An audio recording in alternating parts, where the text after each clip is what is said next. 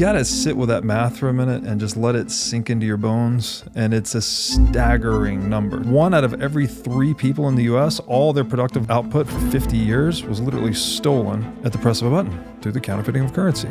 The fact that money is basically the finite energy that you expend in your finite time, the fact that that is corrupted, I would say is the biggest spiritual crime that has been done to us. How did the price of eggs go from $2 a dozen 4 years ago to $12 a dozen today? Are the chickens laying eggs more slowly? Like, what happened? Does a tree need more sunlight to create the same apple? I hope we can find more examples to show people that it's the thing that we price it in that is actually the problem. Of course prices are supposed to go down. We're solving problems better, faster, cheaper over time. When you hear the thoughts in your head, do you realize that you are not the one talking? So you also are not your thoughts, however bad the thoughts might be. But then you also start seeing that in other people that talk a lot about other people. Every observation or judgment is simultaneously a confession of character. So what triggers you is actually what you don't like about yourself. Exactly. Yeah.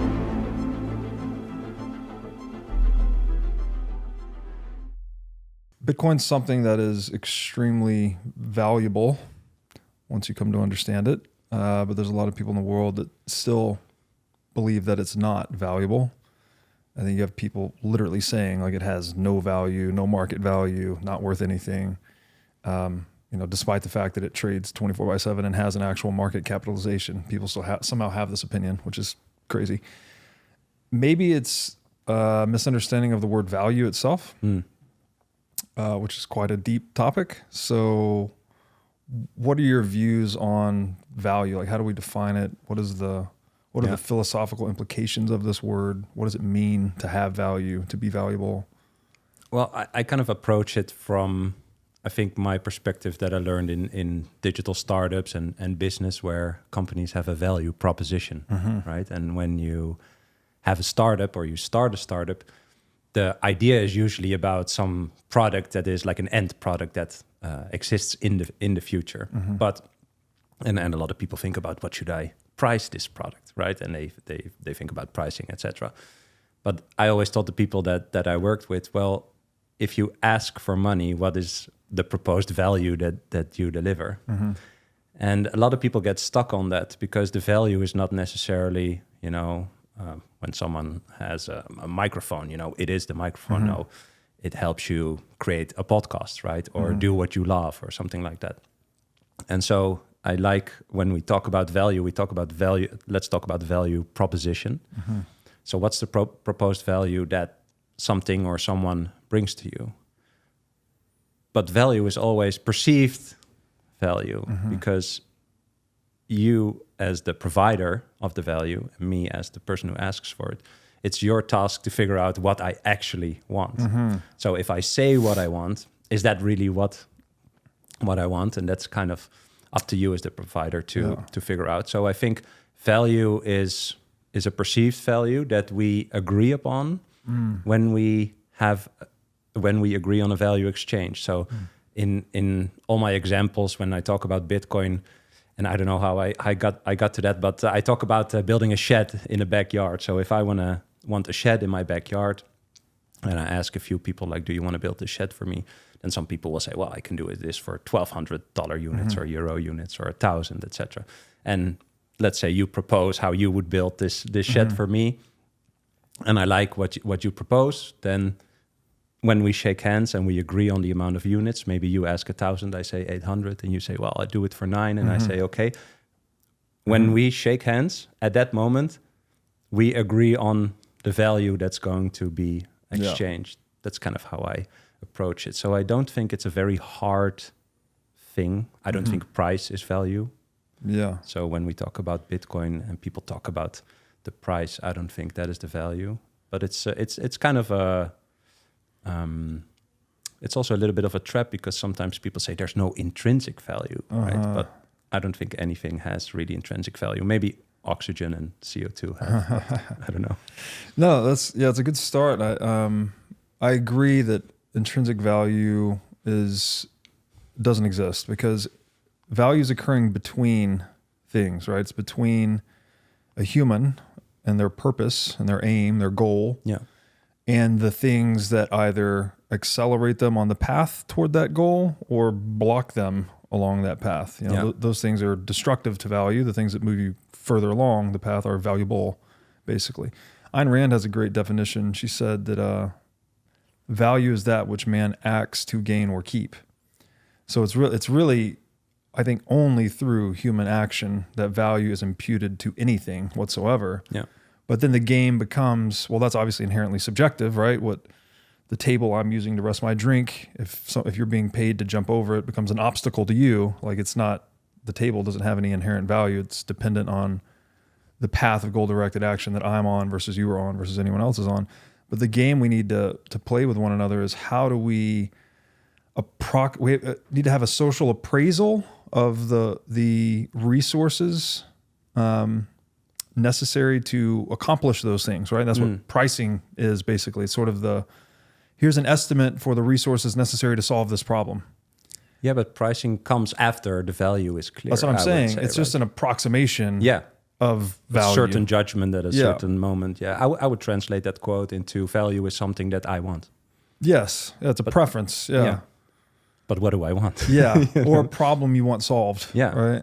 Yeah, but if we use price, or money to price the value, I think that's where we get into the territory of, if there's bad money, and things are cheap, for example, right, doesn't necessarily mean that because I can buy them that they are good or they bring value to my life. Yes, yeah, and then the intrinsic value fallacy. I think what people actually mean when they say that is that it has some industrial use value. You know, the economists separate industrial use value, like something you can consume or use as a tool to build something else that you can ultimately consume, or there's also monetary use value. You don't hold money for purposes of consuming it. Mm-hmm. You hold it for purposes of trading with someone in the future. Yeah, I agree. And so that's still a problem, right? We need to have something to hold as like basically the call option that you can take into the marketplace and get anything that you need. It's optionality, basically. And when the future is uncertain, you need some degree of just pure optionality to deal with an uncertain future. Yeah. Like, of course, you want to invest somewhat, and maybe you want to buy a factory and tools. But what if people stop buying what your factory is putting out, or the tools become irrelevant because of innovation? Mm-hmm. Well, you could be left holding nothing. But if you're holding money, it's like, well, you can still buy the new thing that made your old factory obsolete. So there's this strange, like, it's all risk eventually. Also, I like that topic too. I think the intrinsic value mainly comes from the people that like gold. Yeah, for sure. And use it as an argument against Bitcoin to some degree. Like, oh, gold has these properties that it's used in electronics and there's jewelry, But that still is also a choice, right? And that's a flaw, jewelry. I would say, in gold. As money, at least. Yeah, as money. Yeah. Yeah, it's this lame excuse. To a degree, before we recorded, we talked about the different arguments that people have against Bitcoin, and then eventually when they use an argument like what if all of the internet shuts off? It's kind of like that is your last argument. But I feel the same as with gold. I think I don't have anything against gold, but for me as like a young millennial guy, like I don't understand the shiny rock aspect, and it's fine if people think it's valuable. But what I think with gold, and that also is to a degree a problem eventually of fiat money, it's all narrative. Mm-hmm. There's nothing verifiable. It's like it's been used for 5,000 years, but maybe there wasn't anything better to use. Now that we have something better to use, you should look at that from a distance and just park that narrative to see what can I verify of these assets, and what could be better money eventually also. Yeah, it's a hilarious argument with the gold bugs, because we're all agreed about sound money and all the principles, but then the actual implementation of those principles, there's a disagreement. Yeah, but I think gold will persist for a long time for the reason you just said. It's been around for 5,000 plus years. That's really when I say what makes it valuable, I'm going to try to be careful here. That's why people find it useful for storing purchasing power into the future. It's like, because it's been doing that really well for 5,000 years. Yeah. And sure, like maybe, like, obviously I'm much more of a Bitcoiner. I hold more of my purchasing power in Bitcoin than I do physical gold, but that's not to say something couldn't take out Bitcoin, right? The future is uncertain. We have no idea. And in those, black swan type scenarios, physical gold would be the next natural alternative. But if you go into that more, it's like, well, why did gold serve as such a highly functional money for 5,000 years? Yeah. And you get to the properties of money, right? The properties that make gold good money. I actually think that is the best way to come to the realization of why Bitcoin is the best money that there will ever be, because you start evaluating it on its actual properties, right? The actual affordances that the money gives you, divisibility, durability, et cetera. And so the summation of this is something like, once you understand why gold became money, then you'll sell all of your gold and buy Bitcoin. It's like that type of thing. But there's still, as you said, it all comes down to risk, right? There's still certain risk in Bitcoin that aren't in gold, and vice versa, right? Yeah. I also think there's a big risk that's not talked about enough in gold, and that is if we do compromise the supply integrity, either through lab-grown gold, asteroid mining, ocean floor mining, whatever innovation, if we learn how to make gold a lot more cheaply, well, then it's not going to work as a store of value anymore. Yeah. And so it could just get disrupted. Yeah. And but Bitcoin, if it continues to function as it is, doesn't suffer that risk, because the 21 million is fixed at the social layer. It's not in the physical world. It's fixed at the social layer, basically. Well, this is why I think Bitcoin podcasts are so good, and we should never stop talking about Bitcoin, because the narrative in gold is very strong, right? If you want to verify gold, you need like 3 machines.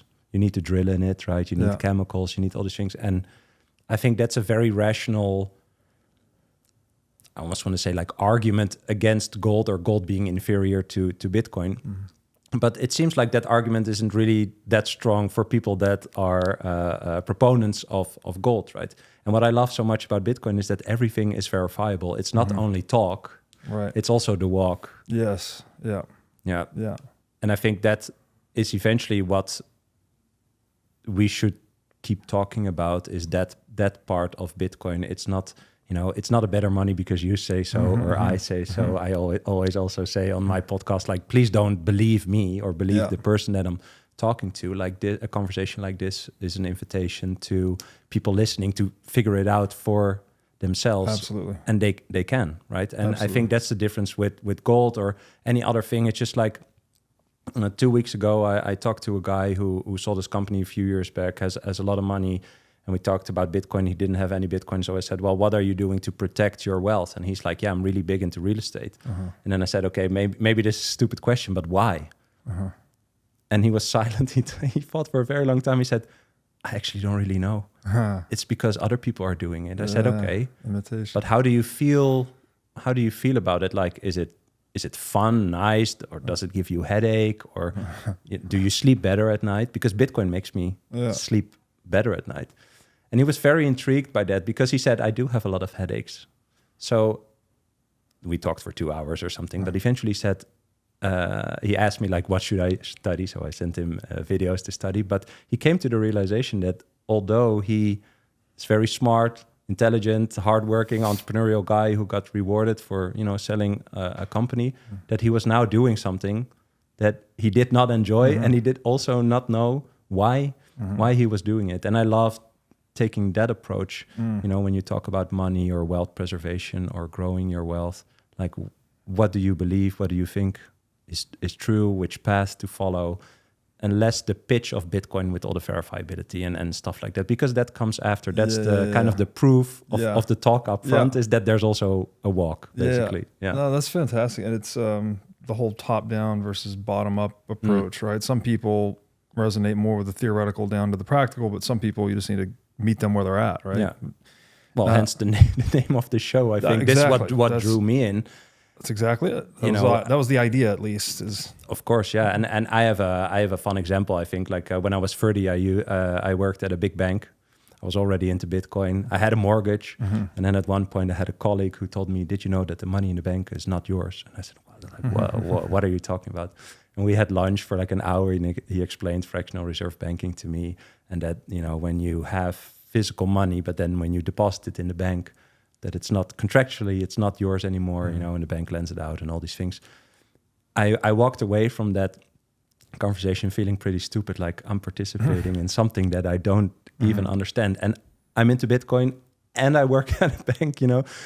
And I think that's around the time also when I found, you know, your podcast. And I think just that title really resonates with everyone, because nobody teaches you what that is. And so even if you're interested in finance or economics, I talked to a guy on my podcast who's a master of economics, and he told me I also never learned what money is. I was calculating units. Yes.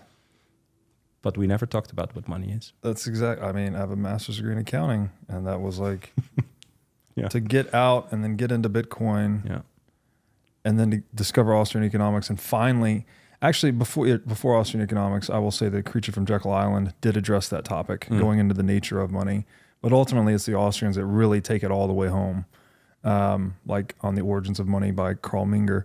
And that, you know, the fact that we live and breathe and spend almost all of our time pursuing money, and we think through it, we think about it, we fight over it, like it's a very pervasive part of our lives, yet it's just not talked about in terms of like what it is.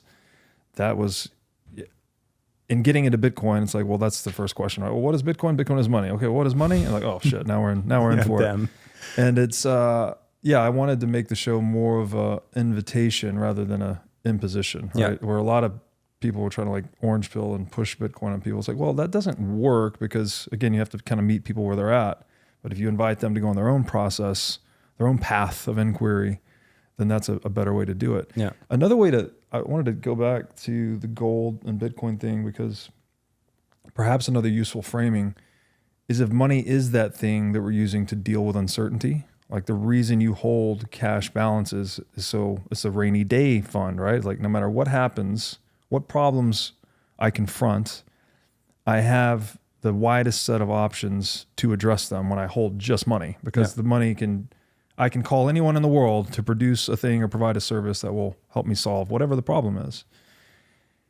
It makes, to me, like philosophical sense that the instrument we use to deal with uncertainty, you would want the maximal certainty in that instrument. Yes. Yeah. Right? It's kind of intuitive in a way. It's like, well, if I'm going to use this to deal with uncertainty. Well, I want to create certainty towards an uncertain future. Yeah, it's a hedge against uncertainty, if you will. That's the same for everyone. You want the greatest certainty that your hedge against uncertainty will operate. Yeah. And again, historically, gold was really good at that. You have this sort of predictable supply growth. It doesn't dilute you too quickly. And it's been used for 5,000 years, right? So a very strong social consensus. Yeah. But that pitch is really good. That great. Proposition is really good, yes. But again, looking at Bitcoin through that same lens, it's like you finally have perfect predictability in terms of the supply. You know exactly how much Bitcoin is issued, will ever be issued. You have perfect auditability of the time chain. Basically, historically, you can't hide anything, right? The source code is open source, so nothing can be hidden inside of the monetary system. It's like it's not perfect information. There's this notion of perfect information in economics, but it's pretty damn close. And so it's the highest degree of certainty, I think, of anything we've ever created. And that's what makes it such a useful money. I think two things there. I like what Saif Dinamoose talks about, you know, that the future is uncertain for everyone because you don't know how much time you have. So as you said, you want to have some sort of certainty towards this future. Yeah.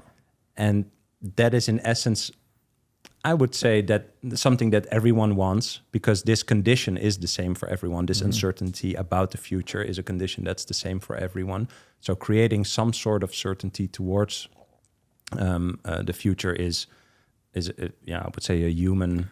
Universal, It's a universal want. I kind of lost my thought with the second thing you said, but... just talking about how the ideal money is going to have the most certainty in it. as in Yeah. So I would also say that Bitcoin is you said perfect. I would say it's engineered truth. So okay. I heard. I don't know who said that. It's not my term, but someone that I talked to said that. And you mentioned the time chain. This thing, when you audit it by yourself, when you verify it by yourself, this is the truth of this system. It doesn't care about the rest of the world, right? Bitcoin doesn't care, but it's the truth of this system.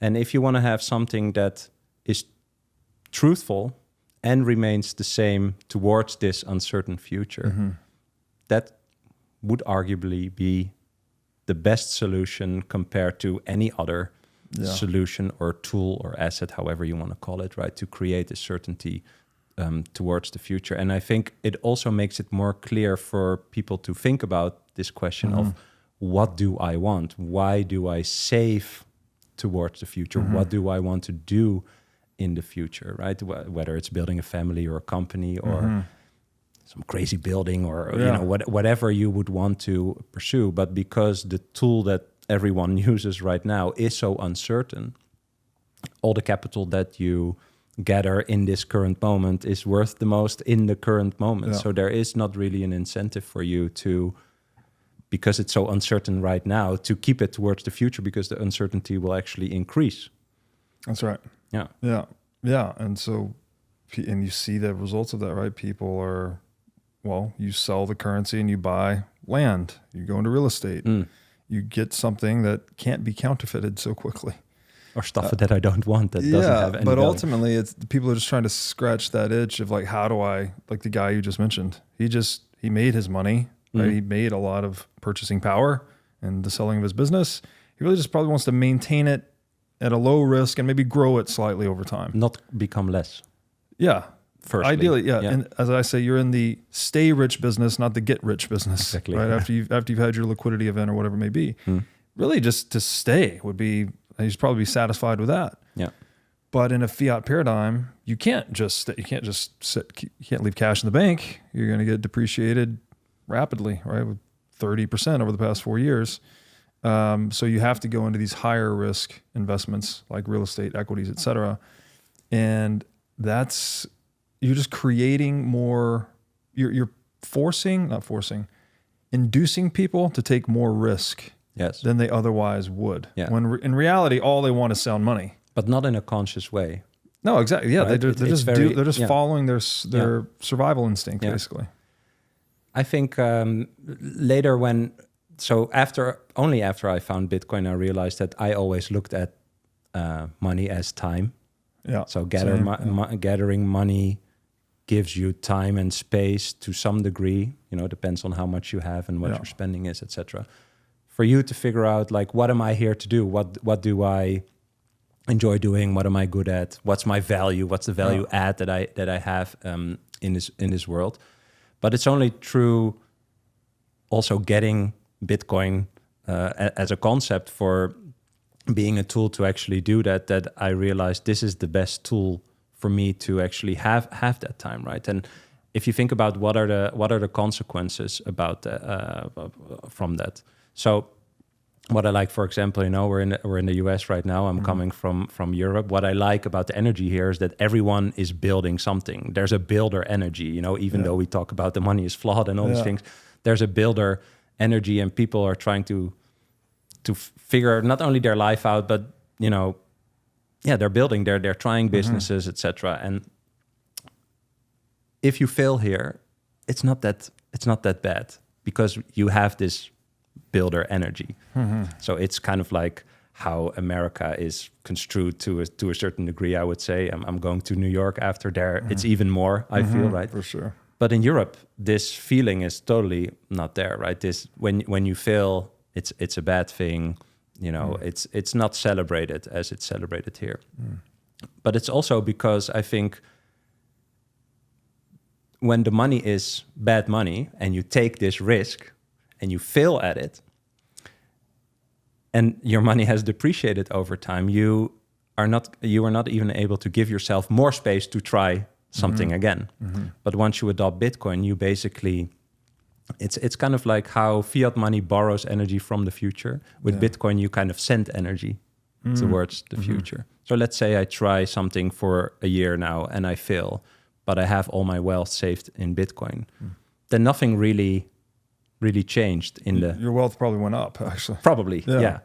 So it actually allows me to take this time to figure out, is this a thing that I could pursue? And if not, then I'm also kind of protected to try that again. Yeah. But if I have fiat money and my wealth, diluted, I don't know, 5%, 10%, maybe 15% effectively, I'm not really incentivized to try something like that again. So I feel like people are becoming more safe or more contained, like they're not really pursuing what they are here to do or to figure out what they can do. I would maybe even take it a step further, that because money's being depreciated year over year, your incentive is to borrow stronger dollars and pay back weaker dollars, or whatever the local currency is.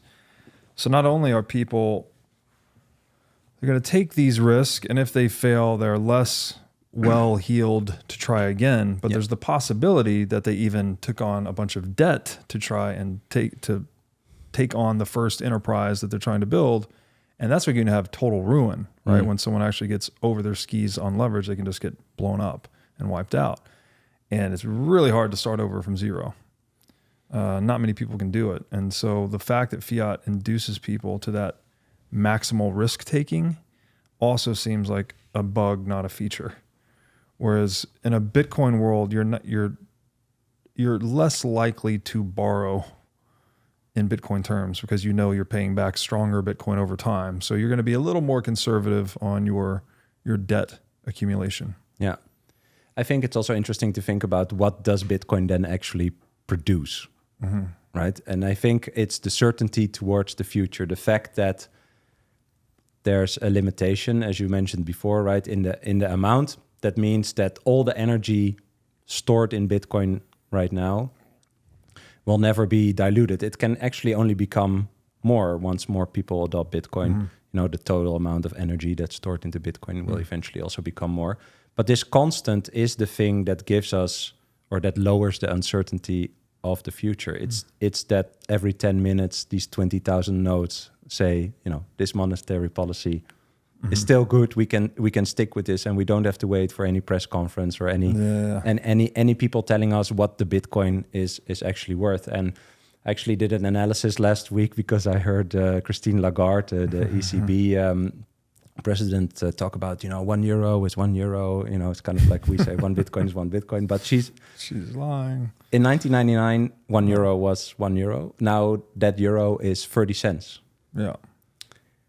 And what does one Bitcoin is one Bitcoin then actually mean? It means that going from the €1 to the 30 cents will never happen. And that is confirmed and kept like that by computers and not people. Yeah. And I feel that is the way for us to also, instead of having trust in other people that they will take care of us, right? The government will take care of us, or they will, do their task or the central banks will do their the tasks that they have, that you can actually start focusing on trusting yourself. Yes. More. Which is beautiful. Yeah. We need people to trust themselves and not have the childlike mentality of, someone's coming to save me, or someone's going to take care of that. Like, obviously we all need to outsource certain things, but they need to be done consensually, and there still needs to be an underlying taking of responsibility. Yeah. Right. You can't just, there's a Peterson quote. He says something like, opportunity lurks wherever responsibility has been abdicated. And so opportunity, that could be a good thing. Like, you could build a solution to that where someone's like not taking responsibility for themselves, but it's also vulnerable to opportunism, right? And the central bank is definitely an opportunistic institution. It's like, if everyone just trusts us to manage this money supply and we dilute it slowly enough, they're none the wiser. Yeah. And in fact, we can use some of the proceeds we steal to infect education, to tell them it's good for them. And before you know it, it's this whole giant misunderstanding, right? That people are now indoctrinated into believing that they need this money. And that one Bitcoin equals one Bitcoin. People get very confused on this. Yeah. They're like, what do you mean? That is such a tautology. You're not saying anything at all. $1 $1, €1 €1. I was like, no, actually, you are saying something. Yeah. Whatever Bitcoin you have, one Bitcoin, you have a guaranteed fraction of the total money supply possible. Yeah. 1 of 21 million, right? Yeah. You don't know that for dollars. You don't know that for euros. You don't even know that for gold, right? You have an amount of money that represents the goods that are purchasable by it. But if that supply expands, the denominator expands, and the numerator stays the same, what you're holding in money, well, then your purchasing power goes down. Yeah. So then it's not the same, right? But I think not the same. This connected with what you said about this outsourcing of responsibility. These are two different kind of like dimensions that also tie into Bitcoin, right? You mentioned before we recorded, like there's probably like 15 topics that you can mention that all touch Bitcoin. Oh, yeah. And that's also why I feel like it's just so... Eventually, Bitcoin is very, very simplistic. It's just a thing that stays the same, right? It's a protocol, a monetary protocol that has rules, and the promise is that it stays the same, and anyone can check every 10 minutes if it's still like that. Yeah. If yes, continue using it. That's basically it. But because we live in this world where all these things about money is abstracted, responsibility is abstracted, right? Like what does that mean? Yeah. And I feel like because people are, like this idea of when you are young and you get your allowance, right? And eventually when you're 10 or 12, your parents get this letter from the bank like, oh, you can start a child account, right? I talked to Ella Huff on my podcast, and she said, I remember that I was so happy when I could take my physical dollars and go to the bank and deposit them there. Now I realized that was very stupid of me to do. But this is just what we learn and what we do. Yeah. And if you talk about this outsourcing your responsibility to people when you talk about Bitcoin, I think this is one of the hardest things for people to agree upon, that they are outsourcing their money, their energy, their time to other people, that their sovereignty ultimately. Yep. Yeah. You're outsourcing that to people that do not care about you right. as much as how you care about your own individual life. And I wouldn't want to say that that's in a malicious way. It's just how that system works. Yeah. But that realization is not a nice realization. And I think it's a very big personal challenge for people to get over to, even before we can pitch this, value proposition of, well, this is how Bitcoin could help you. It's that figuring out of, what do I want? Well, I want to control my own life. I want to have, free choice or participate in a free market, or, just getting to these questions is already a pretty deep, takes some digging for people to do, especially because we are just conditioned, to bring our physical money to the bank, as children. And that's just it. And the same is, I say this on my podcast a lot, like if you grew up, especially as a millennial in the Western world, you grew up in the best time to ever grow up of anyone who ever lived. Yeah. And you got some coins or a bill, and you went to the candy store and you got a candy, and you were like, okay, well, this is apparently how money works. There is no...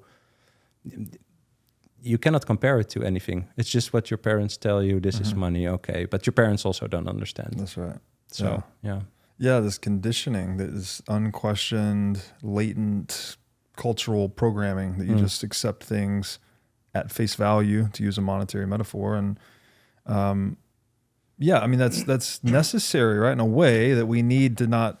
Every time we get in the car, we don't need to think about, how does this ignition work, and how does the mechanism work when I brake? Like, we need to make things unconscious, right? To automate certain things. But there's a danger that lurks there too. If you automate something that's corrupt or bad or not in your best interest, well, then all of a sudden it's kind of an out of sight, out of mind problem, which I would say that's what the fiat currency complex is, especially in the West, right? Yeah. Well, like, it sort of works. It's always... The bank accounts are always there, and the inflation. Yeah, I was told inflation's necessary for a healthy economy, so I think everything's working great. Well, it's predatory on us, but it's even more predatory on the countries that are not part of the West, right? I mean, that's a whole nother topic. I would say that that you can go into. But the fact that money is basically a representation of the finite energy that you expend in your finite time, that's the same for everyone. The fact that that is corrupted, I would say, is the biggest spiritual crime that has been done to us. Because we talked about, okay, if this money is corrupted and it loses value each day, and all the money that I have right now is worth the most right now, but my future is I discount my future because everyone discounts their future. Yeah, what should I do? Well, the simple solution is to outsource it to other people, and then I don't have to think about it. But what does that mean? What risk are you taking when you do that? Well, what is risk? Yeah, when people talk about that to me, I say like, well, everything is risk. Like life, waking up is risk. Yeah, right. So it's. I don't know if risk is the right term. That's a good question. What is risk, right? But it's what the probability that your outcome will diverge from your intention, something like that. So you do something, you intend for a thing to happen. There's always a certain probability that it won't happen. Yeah, I think the simplest for me is I once had this psychedelic experience where I really went into death. And I kind of saw the world from a distance as like, this giant bunch of ants. For me, it was ants. And I saw, when ants have this death walk, when they walk in circles and they eventually die, like one falls off and they keep walking. Well, I don't know about that. What are they doing? They walk in circles. Yeah. And then some just die off, but they keep walking. I don't know. It's some. Wow. I don't know if it's ant psychosis or something. But the point where I went was like, okay, if I die, the people in my circle, they're going to be sad. But in the grander scheme of things, my life doesn't really matter, right? Like my life is most valuable to myself, and then to second, third degree the people that are in my vicinity. And I thought about life and how, you being you is like a 1 in 300 trillion chance or something like that. So if life is given to you and you think about, I thought about dying, like you can always check out basically, right? If you're like, oh, this is too heavy, like I can always check out. But if there's only like a little thought that says, no, I don't want to die, then you have to take everything that comes with the life, all the risk that comes with the life. And that's kind of like how I drilled it down for myself, is that if you wake up in the morning, what you want is to not die. And that and you take the risk of dying by living. Yeah. And so when we talk about risk, I like the definition that you said, but it's also, it's kind of like what is the impact on, what's the probability of me not getting what I want? Yeah. And the simplest explanation I have for myself is like, what's the probability? Like, how can I lower the probability that I die today, basically? Yeah. And everything else regarding risk only comes after that. But if you talk about how do I build my life, what do I pursue, and all these things, like that is like up there, I'd say, with not dying eventually. For sure, the Maslow hierarchy of needs comes to mind here, where it's like, first, don't die. Yeah. Second, breathe. Exactly. Third, water. Whatever they are. Yeah. And then there's risk at every layer because we don't control anything ultimately. The farm at Okefenokee is a revolutionary new regenerative agricultural community. It features an 8,000 tree olive orchard, which they use to make their own olive oil, as well as a very large pecan orchard. All the animals on the farm are heritage animals, with some varieties over 100 years old and others thousands of years old. Fresh eggs are produced daily by the farm's chickens. Also, there are over 1,000 beehives that pollinate the over 200 heirloom fruits and vegetables and provide honey to all the residents. The farm makes its own molasses, unrefined sugar, herbs, and spices. The farm also features an herbal apothecary and a commercial kitchen. These are just a few reasons why the farm is the healthiest place on earth. To learn more about the healthiest place on earth, go to okefarm.com and use discount code BREEDLOVE for $21,000 off custom cabin pricing.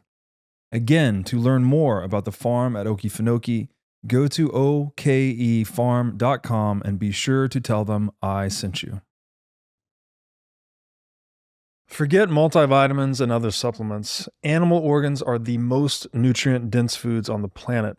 You can get 100 times more nutrients from organs than you can from muscle meats. But the problem with eating organs is that they are difficult to find in stores, they are difficult to prepare, and even when they are prepared well, they often don't taste great. Thankfully, Heart and Soil Supplements has made consuming organ meats so much easier by providing powderized organs in capsule form. Organ meats include everything your body needs to thrive: vitamins, minerals, peptides, proteins, and growth factors. This is why organ meats were the most prized foods for our ancestors. Fortunately for us, Heart and Soil makes these treasured foods easily accessible. So go to heartandsoil.co today and use discount code BREEDLOVE to get started on your journey to optimal health and vitality. Again, that's heartandsoil.co, discount code BREEDLOVE. Have you ever wanted to start a business in the Bitcoin space? If so, then the Wolf Startup Accelerator could be for you. Wolf is the first startup accelerator dedicated exclusively to businesses developing in the Bitcoin Lightning Network. 4 times each year, Wolf brings teams from around the world to New York City to work with like-minded entrepreneurs, pushing the boundaries of what's possible with Bitcoin and Lightning.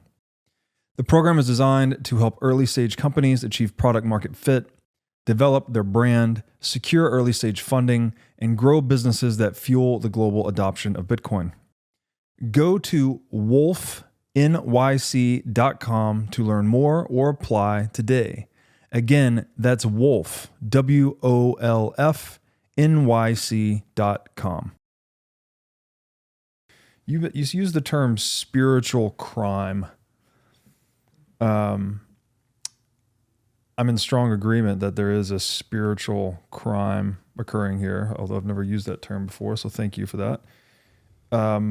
But to people that are outside of this conversation, the Bitcoin money conversation, that sounds like a pretty outlandish, maybe sounds like an outlandish claim. Like, how are you connecting the world of commerce and finance to the spiritual domain? So like, how do you approach that conversation and make those connections for people that may have not made them before?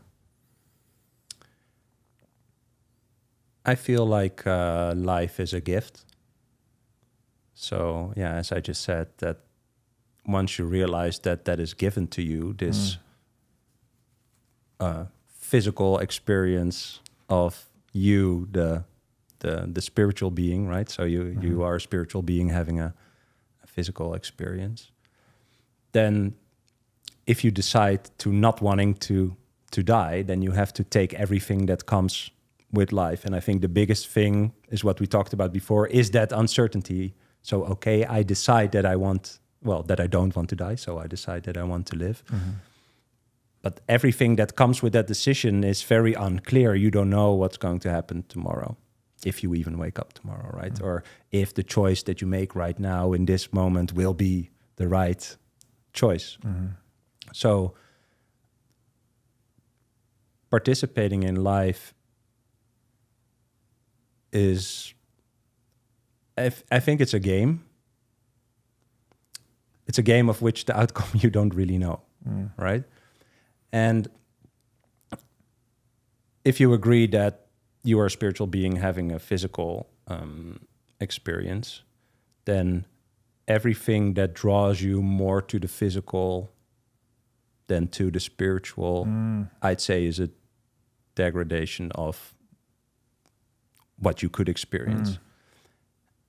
And when we talk about how fiat money, if it loses its value over time, makes you discount this life experience or the future towards the life experience even more, and you start consuming because your money is worth the most right now, you start consuming instead of building towards the future. I think that's the distraction that I'm talking about, that you get drawn into using the physical world or something like that. Yeah. I'm thinking through it while I'm talking, but I think it's something like that. This is fantastic, actually. I'm connecting some dots here, too, because you said life is a gift. And the first thing that occurred to me, I was like, well, what's the opposite of a gift, right? Something given. The opposite of something given is something taken, right? And so what we're saying about the money is that it's taking from you, right? You hold it, and you hold it as purchasing power, but it's being taken from you. That's causing you to then discount your future more heavily. So you have less likelihood of achieving whatever goal you have in the future because you have had energy taken from you.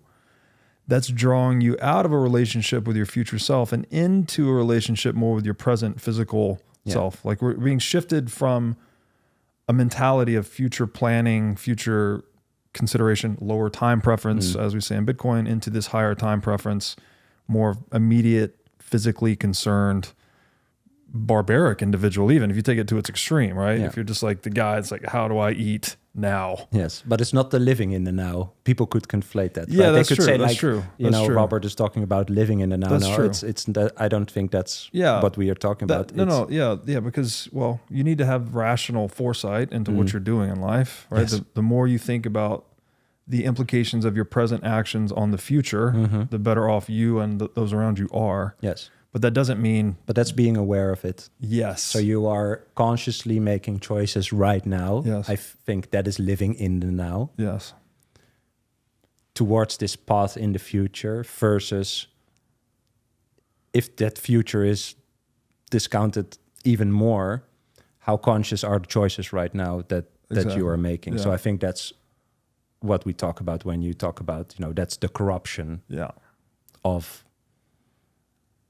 Maybe that's the consciousness, I don't know, or the consciousness aspect of being conscious in this moment. Yeah. The fact that you are not able to take time, because I think it takes time to sit and reflect. Yeah, contemplation is a luxury. And exactly. Yeah. Well, if you don't have that time and you don't have that luxury, then you will be drawn further away, I think, from the spiritual challenge that everyone has in or challenge, maybe, I don't know if it's challenge or let's say opportunity. Yeah. You know, the opportunity you can give yourself to explore that part of the experience that you have. Yeah. Yeah. So to have this long view and contemplation, but then when you're taking action, you're right. You do want to be mindful, living in the moment, you know, like doing a thing, but thinking about something else, that's not useful. Yeah. But you also don't want to just act all the time either without thinking. Yeah. Right. So there's this balance, right? You need the leisure of contemplation to decide, you know, what your values are and how you're going to chart your life towards establishing those values for yourself. But then when it comes time to act, you have to let go of the contemplative side of yourself and just be mindful, right? Be fully engaged in the action. But the dilution of the money is mitigating our ability to engage in that contemplative part. Yeah. So it's kind of forcing people to just be, and maybe that's the builder energy you were talking about here in the US. It's like people are just literally just trying to outrun inflation. Yeah. Literally just like, I will do anything to not. And it's also possible, right? Because there's enough people to build, last time when I was in New York, I talked to a guy who had a business that I wanted to do in Europe. And I asked him, like, I love this idea. I had the same idea. Like, would you mind? And he said, I'm in the New York metropolitan area. There's 20 million people. I can build $1 billion business here. Like, I don't really care if you do the same in Europe. So you can also, you have the opportunity to also keep running here. And I think that's also a distraction from the real problem. The fact that you can still keep running, also doesn't really force you to have this reflective moment per se to think about like what am I actually doing here? Is this what I want to do? Is this the value that I want to? Yeah. So like again, you being from Europe, there might be this appreciation for the hustle culture or the builder energy, I think as you called it. And I would tend to agree, actually. Like if I have to pick something about American culture that I like, it's that, well, people do like to make change, right? They try to go and start businesses. There's this mentality of if you don't like a situation, then we can go and do something about it. Yep. And I appreciate that, but it can come at a cost. If you're just doing that and not doing the step back and the contemplation, then, you know, we see kind of like a degradation in cultural values too, right? Where people are just on the paper chase or, you know, whatever the thing is. Like, well, then that's a dark path too. It's like, you can't just make money for money's sake, because then you'll just do anything regardless of the ethical, moral implications, even the entrepreneurial implications, right? It may not even be a productive enterprise. You just be engaged in organized crime or whatever the thing is, just for the sake of making money. Yeah. And so that seems to be a little more, I mean, that's everywhere, but it's a little, the criminal element feels a little stronger in the US too. I may be wrong about that. But well, if you believe that the consciousness is shared, that you are this spiritual being who has the physical experience, but the consciousness comes from a shared place, then although we might have this conversation and trying to add something to that, firstly perhaps for ourselves and then for more of a collective, if the people that share the consciousness with us are engaging in the activities that you just mentioned, that will deduct from all our efforts again. Yeah. Right. Yeah. So that's why I think eventually having a harder money, and, you know, once people understand that they are sharing their finite energy in time, or trading their finite energy in time for a reward that's infinitely created, and realize that that's the stupidest trade that they could ever make, and they realize that what they want is a reward that they can use to store this monetary energy towards the future, to decrease the uncertainty of the future, as we just talked about, then I think there will come a time where people will start pricing the value that they bring, both in Bitcoin and in fiat money, and slowly adopt the better money, right? That's I think that's Gresham's law. Yeah. If I'm correct. To earn that for spending their energy in time. And we slowly get to a place where, you know, if you have 5 contractors and one of them asks Bitcoin and the rest asks fiat money, you already know that this Bitcoin guy has a certain set of values, or look towards the value that he's bringing. Other way around, I would say it's probably the same if you would offer Bitcoin for a job, then the people reacting to that also share values to a certain degree.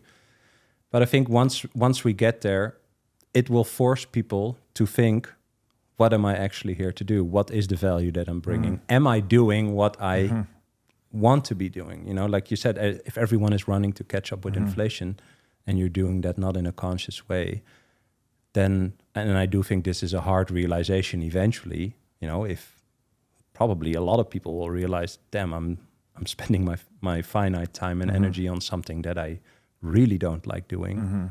And you see that a lot, you know, like I talk a lot about the millennials, like on TikTok or Instagram, when people say like, oh, I have 2 degrees, but I'm rolling sushi at some sushi place because I cannot get a job. I don't like my life. You know, I am very uncertain about the future, like all these things. You know, of course, it's not a nice realization, but if we can get to a point where we have more, a better money, a fair money, that is a fair reward for the finite time and energy, then we will force people, but in a natural way, I think, to really take this time to contemplate, okay, I'm here, nobody's going to save me, you know, this is all not these are not nice realizations, but I believe for the spiritual journey, you have to get to the point you where... get in touch with reality. Yeah. But also realize that you cannot really do anything about it in a sense. You can only accept it, right? If you push it away, it gets stronger. Or if you grab something, you know, it'll slip away. And I think that is the spiritual stepping stone, I would say. Once you realize that you can just accept what life brings you because you decided this morning that you don't want to die. Yeah. That, at least in my journey, that was for me a big stepping stone. Yeah. No, it's fantastic. And the idea of giving people more time, right? It's pretty radical, because that's what I think almost everyone comes to this point at some point in life, like regardless of your financial position, that time is the most valuable thing because as you've said, right, we're all mortal. You never know when the end is coming. And so the ability to have more time to spend as you see fit becomes this thing of preeminent value for everyone, whether you're blue collar, white collar, super rich, anywhere in between. And that's what Bitcoin is doing basically, right? No matter what, if it's your business or you're just able to hold the fruits of your labor in something that is independent of others' wishes, basically. Like you get to decide. Yes. Right? You rendered some useful favors to people over time and you earned savings, and now you get to decide what to do with that, not someone else. Yeah. Well, it's like that right now, right? Like any venture, any job is taking risk because you make a choice at a certain moment to spend your time and energy on, whatever you do. I think that's really good that you say that. Like, it's not about the role that you have. If you like landscaping and you're a good landscaper, or what, it doesn't matter what you do. But if you have a venture or you pick a job or you do a job that is taking risk, and if your reward is something that's devalued over time programmatically, the Keynesians think that 2% a year stimulates spending the money. Well, I don't think we know the real number, but the real number is not what is reported, at least. When you come home from that job or that venture, you have to take more risk to mitigate this devaluation of the reward that you gathered during the day. Yeah. Instead of spending time with your family, instead of thinking about ways to be better at your job or your venture or planning for the future or whatever. That's why people are forced to become investors. And the entire idea of saving, just accumulating units of a currency over time in a safe way and not doing anything because you want to spend your time with your family or honing your craft or whatever. So not taking more risk. I think that is eventually where everyone would agree that they would want to do that. Like, why would you want to come home at 7 p.m., have a dinner, and then in the evening you're trying to battle Wall Street traders in the stock market or something? Like, what is that about? Yeah, no, it's, again, saving you time, right? Or no, but eventually it will give you time. So Bitcoin will give you time. Yeah, it's letting you save the time you've already accumulated through work. Yes. But then also preventing you from spending time defending that accumulated savings by trading against Wall Street trading bots and all this. Yeah, and there's several examples of how Bitcoin flips everything of fiat money. So when you take debt in fiat money, you borrow time from the future or energy. You take energy from the future to the now to spend it on whatever. Yeah, at a cost. I think Americans work almost 1.5 days per week to help their government, to pay tax on the reward for that work, to help their government pay interest on the debt that they spend on something that these people probably didn't even profit from or got any value of course from. Not. No. So you're literally sharing or like giving away, let's say 12 hours per week of a 40-hour work week to do that. Yeah. And that, it's just so dilutive of everything. Yeah. And I think the framing of time, I mean, that's, again, universally appealing to people, right? No one, it just lets us go back to grandma's wisdom of just probably earn more than you spend and save. Yeah. But savings just hasn't worked for a long time. Bitcoin just makes it work again. Yeah. And so it's like, it's complicated and all these things. We can go down the Bitcoin rabbit hole and talk about all these different aspects on it. But the reality is, it's just sound money. It should just be that. It should be that you can save. That's also how I see Bitcoin. So I'm not investing in Bitcoin. No, I'm not buying Bitcoin. I'm just moving economic energy that I gathered in still the fiat world, but I'm moving it to an asset that, makes me sleep at night knowing that it's just secured in the right way. I think you had a good example. There was a clip where you said, the M2 money supply in the US, how much was created and how many lifetimes that corresponded to? Yeah, I was just telling you offline, we actually just recorded the global version of that. So I had recorded that with, I think, Peter McCormick a year or so ago, and we just looked at the US M2 and what that equated, the counterfeiting of that currency, how much that equated in terms of human lives, the labor energy of human lives stolen. And we just recorded the global one, and it's staggering. It's February 2024, global M2 is $100 trillion. I'm sorry, February 2020, global M2 is $100 trillion. February 2024, 4 years later, it's $130 trillion. So global M2, broad money, had expanded 30% in 4 years. The average annual wage rate globally at that time was $10,000 per year. So that if you divide $30 trillion by 10,000, you get 3 billion human years worth of labor energy stolen to the counterfeiting of currency, like the push of a button, basically. Yeah. And then assuming 50 years of working life per person, that equals 60 million human lives worth of labor energy stolen through the counterfeiting of $30 trillion in currency between the years 2020 and 2024. So it's like, you got to sit with that math for a minute and just let it sink into your bones. Yeah. And it's a staggering number. 60 million people. There's 330 million people in the US. So that's all the productive output, and the working workforce is less than that, right? The workforce is probably half of that. So call it 200 million people. So 1 out of every 3 people in the US, all their productive output for 50 years was literally stolen at the press of a button through the counterfeiting of currency. It's like, to argue that that's not a problem or that's somehow good for us. Like, are you fucking kidding me? Some people say that, right? They think it's that printing money is a good way. But if you put these numbers on the actual output, is that there, right? I think approaching this for more people, also us when we are talking about it, it should be in a very, very rational, very simple way. So you said this amount of people, and we should ask people the question, do you think that we see that output in the world? Is there a product of this productivity? No, is that there? It's because again, and this is, maybe it's this nominal, this failure to understand. It's looking at money at face value, right? When people think, oh, you printed money, so we have more money. It's like, no. Money is a representation of goods. Yes. If you just increase the money supply and don't increase the goods, well, then the money buys less goods, right? You've increased the denominator, not the numerator. And so you're just shifting goods from one hand to other hands. So it's actually, not only does it not increase productivity, it decreases productivity. Yep. Because the people that were prudent and worked and saved are now penalized. They didn't get to keep all of the fruits of their labor. So why would they go out and produce more? Yeah.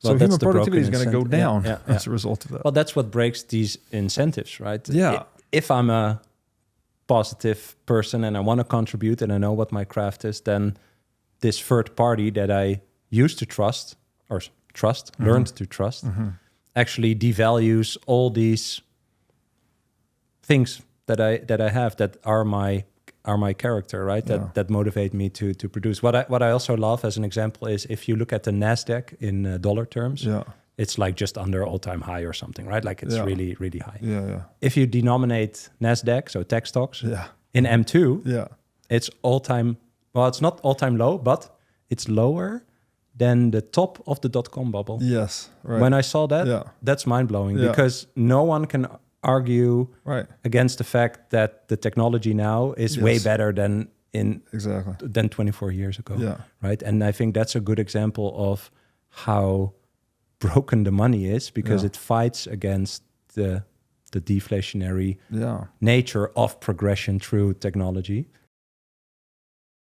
Do you want to give your kids a foundation of freedom and understanding of Bitcoin and a healthy skepticism of government? Then you should try Tuttle Twins. It's a cartoon about a grandma with a time-traveling wheelchair who takes her grandkids on hilarious adventures to learn about economics and freedom. Think the education of Magic School Bus meets the comedy of The Simpsons. With Tuttle Twins, your kids can learn about Bitcoin from Satoshi Nakamoto, civil disobedience from Harriet Tubman, natural rights from John Locke, and how to destroy the economy from Karl Marx. Today, Hollywood greenlights a lot of woke content or mindless garbage. Each episode of Tuttle Twins is parent-funded, parent-vetted, and only released when it's parent-approved.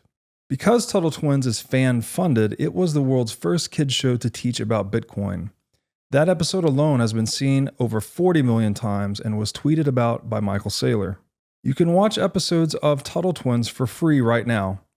And if you like what you see, you can use code BREEDLOVE for 10% off a subscription to the Angel Studios app and watch all of the episodes.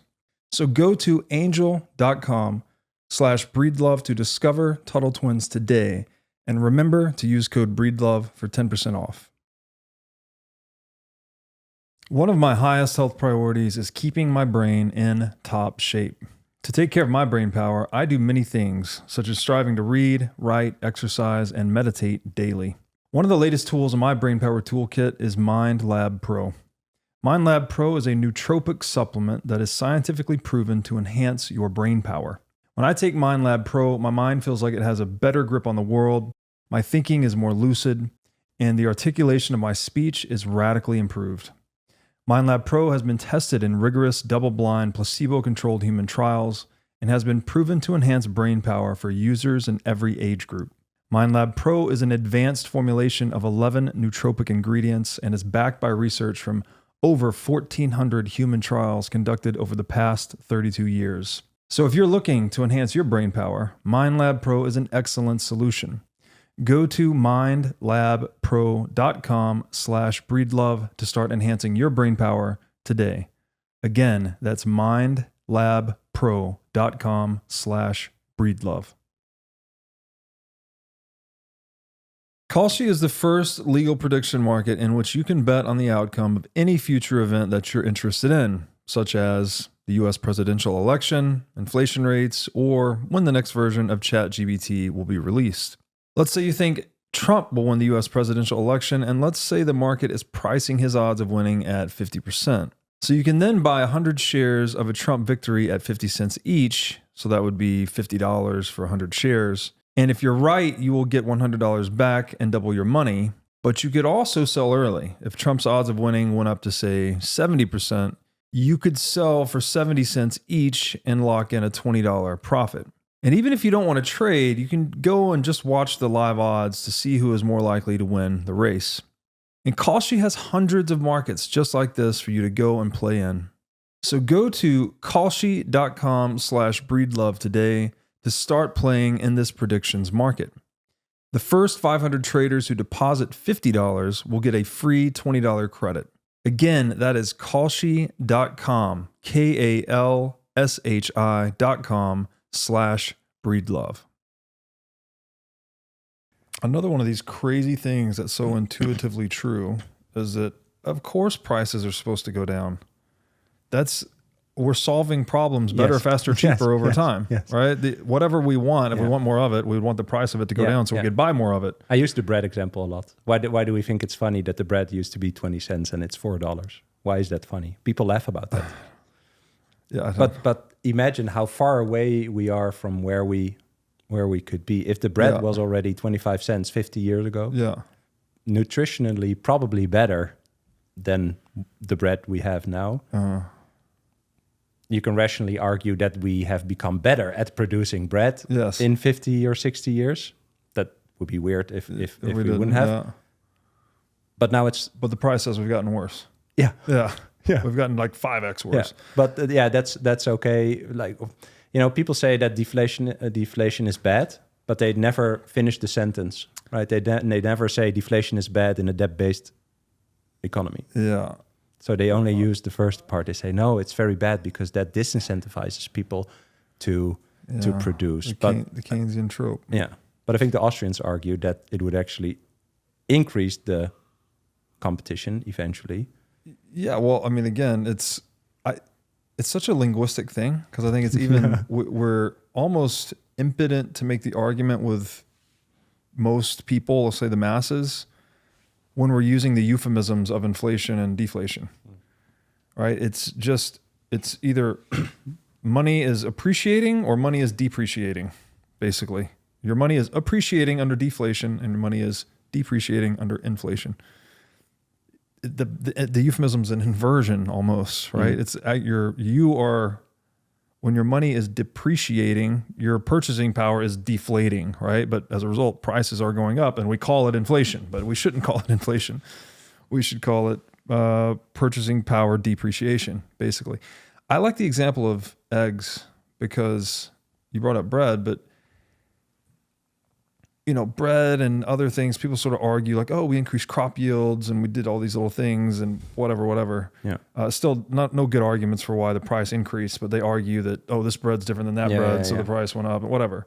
Hedonic adjustments and all this bullshit. But if you just look at eggs, it's like, we didn't re-engineer that chicken to do anything. That chicken's just laying eggs.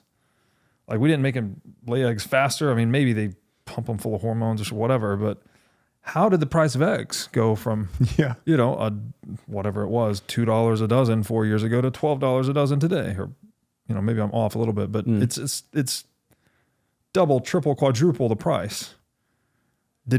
Are the chickens laying eggs more slowly? Like, what happened? Yeah. I got to this insight from a podcast I listened of Aubrey Marcus with Nate Hagans, and they talked about energy. It was totally not Bitcoin related, but Nate Hagans said, if you look around you, also when people listen to this, if you look around you, anything you see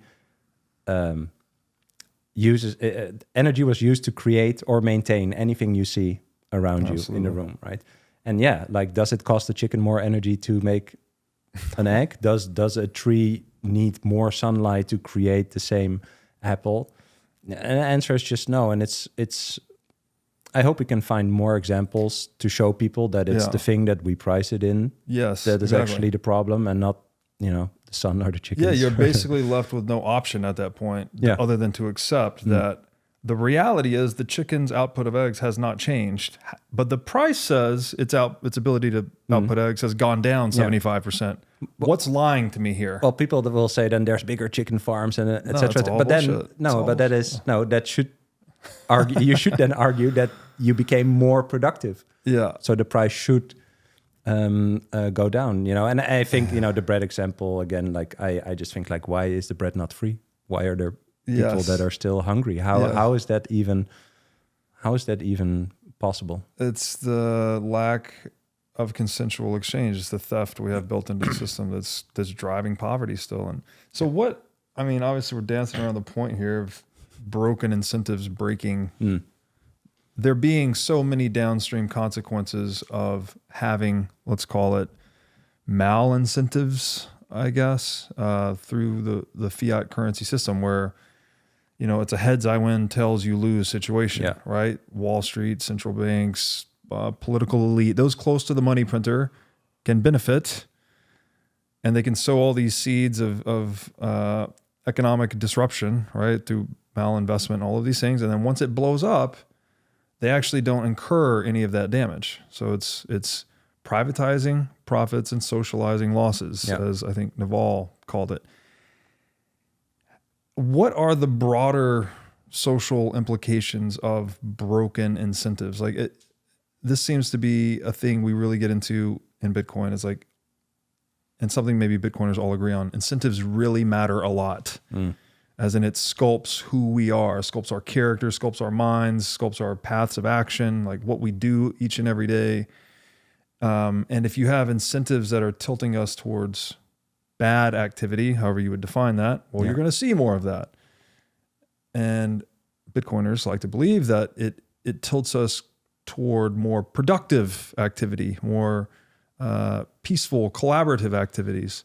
So how do you get into the broader social implications of incentives? Yeah, I think what you describe is what I call it's the zero-sum fiat money game. Yeah. The I win, you lose mentality. Yes.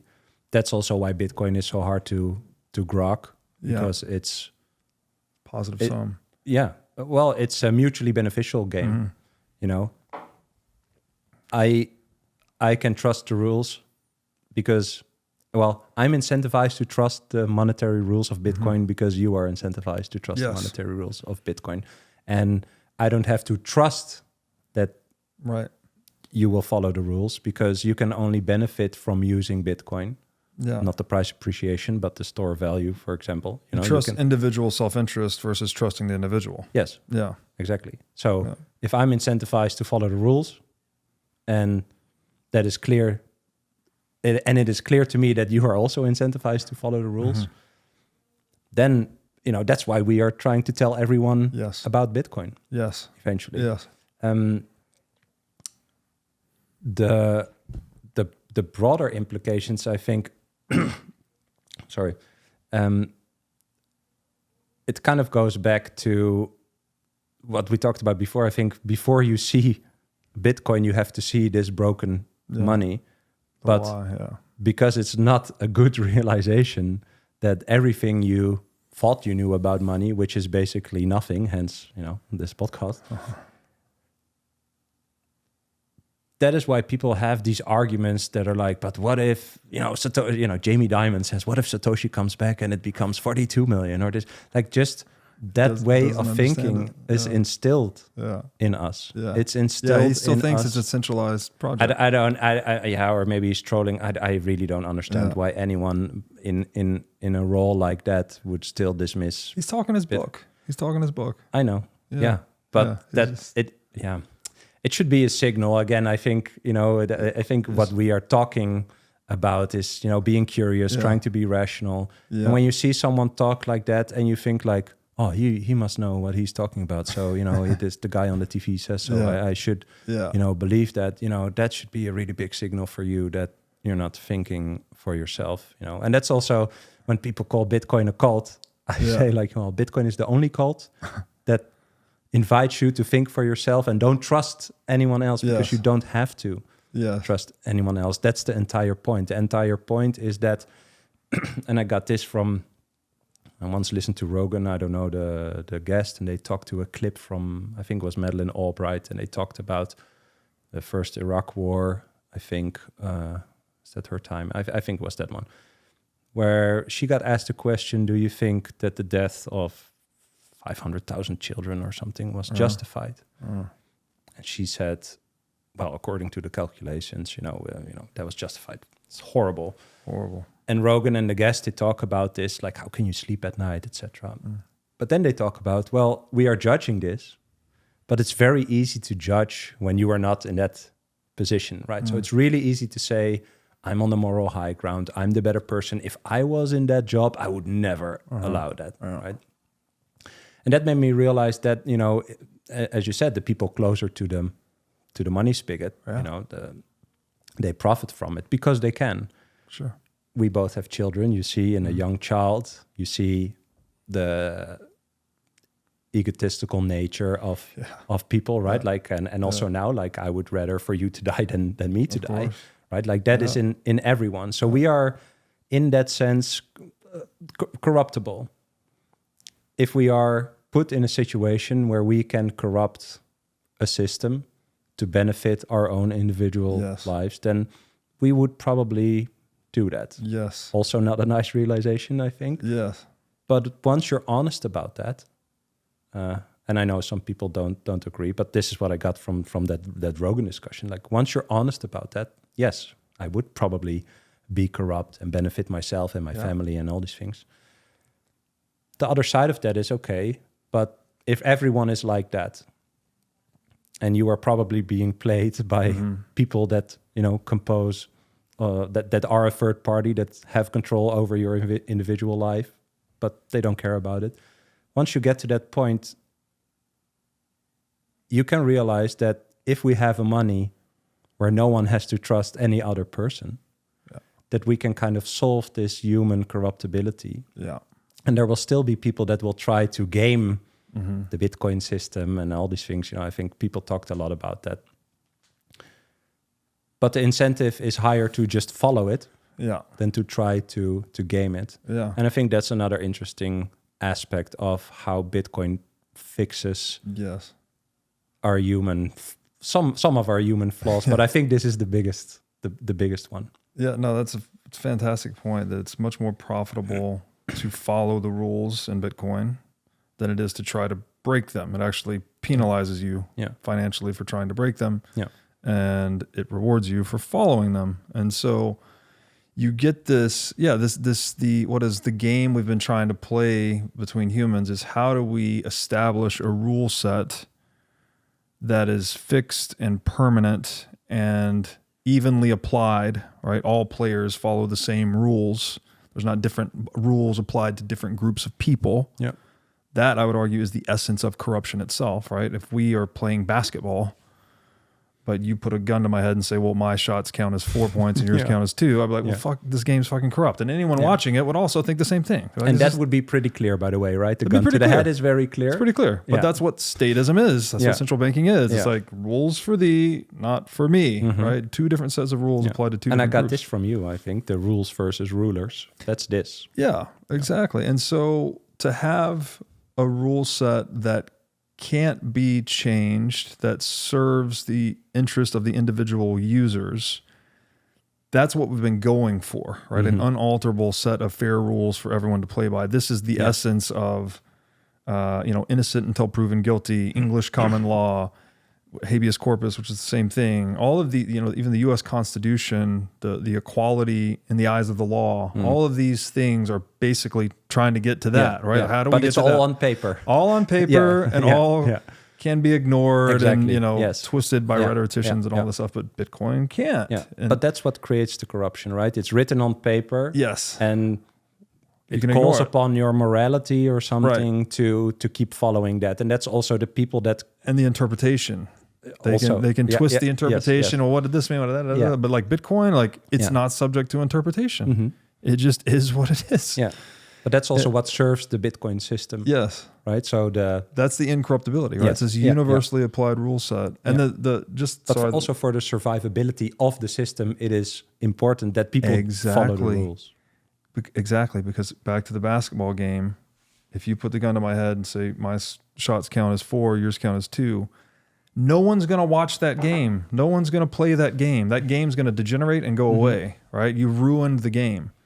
And so by taking the possibility of using coercion to change the rules out of the system, right? Because you can't, there's no gun to point at Bitcoin to cause it to be 42 million or anything else. People no longer fight over the rule-making authority. Yes. They just follow the rules. Yeah. And that, I think, is basically what geopolitical strife is, right? You have 200 some odd nation states. What is a superpower? The superpower is the one that makes the rules for everyone else. Yes. But if all of a sudden they can't make this one, I mean, it's not like it solves everything. There's still going to be people fighting over the rule of law and all these other things, but you're taking money out of the equation in that game. So it's way more on merit and actually walking your talk. Like you're not able to only talk anymore. You have to walk the talk. And I think this is a nice leeway back to the game aspect. Yes. If the rules of the game, let's call it the game of life, because in life we exchange value constantly with each other, because I don't have everything you want and you don't have everything I want or need to create whatever the life is that I want. So if the rules of this game are more fair, we can actually play the game more fair, but this is a pretty utopian thought, I think, if you because the contrast with the current game that we are forcibly in, I would say, not only because we were born, but because we are forced to use a money that we don't control. I think that should show you how big the war is, basically, the spiritual war, eventually. So this is a very high level. Yes. I don't know why I used the word war. I talked to Tuur de Meester. He said I'm going to use war more. But it is a spiritual war, because as we talked about before, if there are people that can corrupt your spirit, that is not okay. Yes. It's really not okay. No, it's the line between good and evil cuts down the heart of every individual. Yeah. And I think speaking on behalf of Bitcoiners, if I may be so presumptuous, a point of agreement among Bitcoiners is that incentives really affect the oscillation of that line, right? If we are incentivized to act good, well, then the line will be more good and less evil. And if we're incentivized to act evil or to steal from one another, then we'll do more of that. We'll basically do whatever is profitable. And so this is where you get to that spiritual part, because like, what are the implications for the human being, their path of moral and character development over time, even intergenerationally, as a result of interacting with an incorruptible rule set? Yeah. Right, we're finally playing a game that is not subject to our own corruption. Is there feedback into the human soul, basically? And so system of perfect integrity encouraging people of more perfect integrity to develop and succeed in the world. And then to me, it's not surprising that you see people like Jamie Dimon of utter disintegrity saying, oh, this thing is, what if Satoshi comes back and there's 42 million, right? This is just like the candle maker decrying the light bulb maker. He's just talking his own book. He's like, I'm scared that this thing's going to eat my lunch. And then he starts using rhetoric and being disingenuous to try and call this thing down. I do think if you would ask him, I'm not sure if it's so conscious as you say. Maybe not. Right? I mean, I think he's got to at least know it's a threat. Yeah. Okay. If he doesn't know that, then yeah. So then once he sees it as a threat, in certain, and you're playing at that level, you'll say and do anything to succeed. Of course, but he's part of a system that he has to maintain. And I think what you said for introducing Bitcoin in this game of life, you said feedback. I like that idea. I like that the feedback is more honest. Yeah. It's real. Yeah. If you suck at what you do and nobody wants to give you the hardest money to ever exist. Yes. That's, again, not a nice realization, but it's very good because if you suck at making cakes, it's an incentive for you to get better. Exactly. Yeah. But if Jamie Dimon's incentive, subconsciously, also is to maintain or protect the system that he is part of course, he might be saying all these things on TV in a conscious way, but he's accumulating behind the scenes. Probably, yeah. But sorry, that distracted me from the thought. But what I wanted to say was, if he's not aware of the fact that his incentives are corrupted, that what he's doing doesn't help the society as a whole, it helps him as an individual, but not the society as a whole. If he doesn't realize that, then you can also not. I don't want to say blame him for that, but if he's a victim of the broken incentives, then maybe that's just what it is. That's also why it's so important to view Bitcoin as this parallel system. Like, it doesn't really matter what Jamie Dimon thinks of it because this thing is unstoppable anyway. So I agree. I agree with that completely. And then I think blame in general is pretty useless. Yeah. Like, even if you attribute response, like maybe inside of an organization, if you're trying to like not have someone repeat a problem, it's like, well, who caused this problem? Like, don't let them be in charge of that thing again. It's futile. But blame, where you're just trying to like dump the vitriol on someone, is in general kind of useless. My only point with the Jamie Dimon was like, it's not surprising to me to see someone so disingenuous about what Bitcoin is. You know, when he says, what if Satoshi comes back and turns it into 42 million? It's a nonsense. If you know the first thing about Bitcoin, you know that's not possible. That's not how Bitcoin works, right? So he's saying, well, what if up is down? Basically, he's saying something completely ludicrous to try and spook people that don't understand Bitcoin because Bitcoin is threatening to him. But fun thought, if he's at that point using arguments that are so flawed, which side is winning? And that's my point, is like, because Bitcoin is so integral, as we've described, there's no integral argument against it. Yeah. There's no rational, like, human advancing argument against it because it is human advancing. But to go back, so you have to go to these ridiculous counter arguments. But to go back to the beginning of this conversation, when we talked about narrative, when people hear you say that, they will be like, yeah, of course he says that because he's into Bitcoin. Of course. So it's very, you also open up. I'm also talking my own book. That's true. Yeah, but it would be weirder if you wouldn't own Bitcoin and talk about Bitcoin. Of course, it would be ridiculous. But I think we have the task to think and strategize about this even more, because with what you just said, like, obviously I agree, but you open up the frame of conversation where someone could say, like, yeah, of course you say that, like, it's a non-argument. Sure. And this is why I think it has to be an invitation, because ultimately, obviously my opinion, we hold the moral high ground. Yeah. We're operating inside of the game that cannot be gamed. Yes. Yeah. Jamie Dimon is operating a game that is actively gamed all the time. Like, by him. I always say, if you don't understand the game being played, then you are the game being played. Yeah. It's like, and that's for you to go figure out on your own. Like, go look into banking and central banking and Wall Street, and then look into Bitcoin, and you decide. I don't need to be the one to tell you. But this is also why I think Bitcoin is an individual mind virus in a sense. That's also why it will take a long time. There are several factors that I think could accelerate once people realize, for example, in 2033, 99% of all Bitcoin are mined, and the last percent is a rounding error over the next 107 years. So that could accelerate once more people know that. Sure. But again, that's the individual. And inflation can accelerate. Yeah. I mean, I have one example that I use for, let's say you work at IRS. And you have to, you get a list of 50 Bitcoiners that you have to call, known Bitcoiners according to some analysis, whatever. And you call them up and say like, hey, my paper here says you own this amount of Bitcoin, you have to pay this amount of taxes. And, the person on the other side laughs and says like, Bitcoin, oh yeah, I did something with Bitcoin.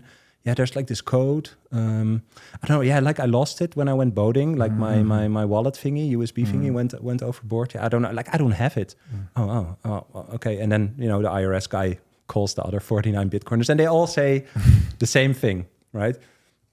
Imagine this person, this individual, hanging up, gathering his stuff at the end of the day and be like, what who are these people? Like, why are they not impressed with me calling? Why do they all say they lost the thing? Why do they ask me to prove that they actually own it? That's a weird, he has a weird day. And then he goes to the supermarket and the watermelon is $25, and the bread is $5. And, eventually, one by one, people will realize, that they cannot ignore inflation, one. And that two, the people that move to another money system are winning. They're more hopeful. Yeah.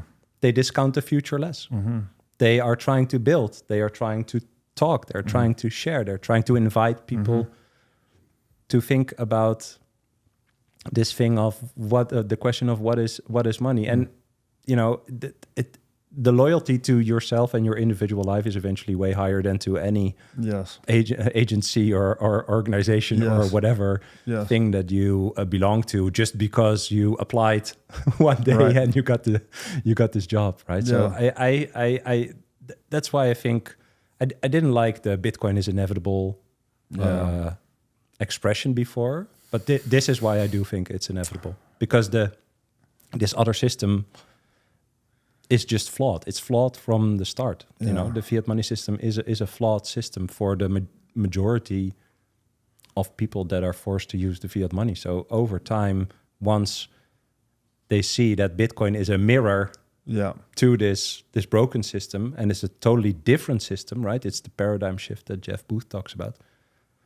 It's you cannot ignore it anymore. No. It's not even part of the system that you are part of. So it's going to act like a mirror, I think. Yeah, that's fantastic framing. That it's converting people one at a time, because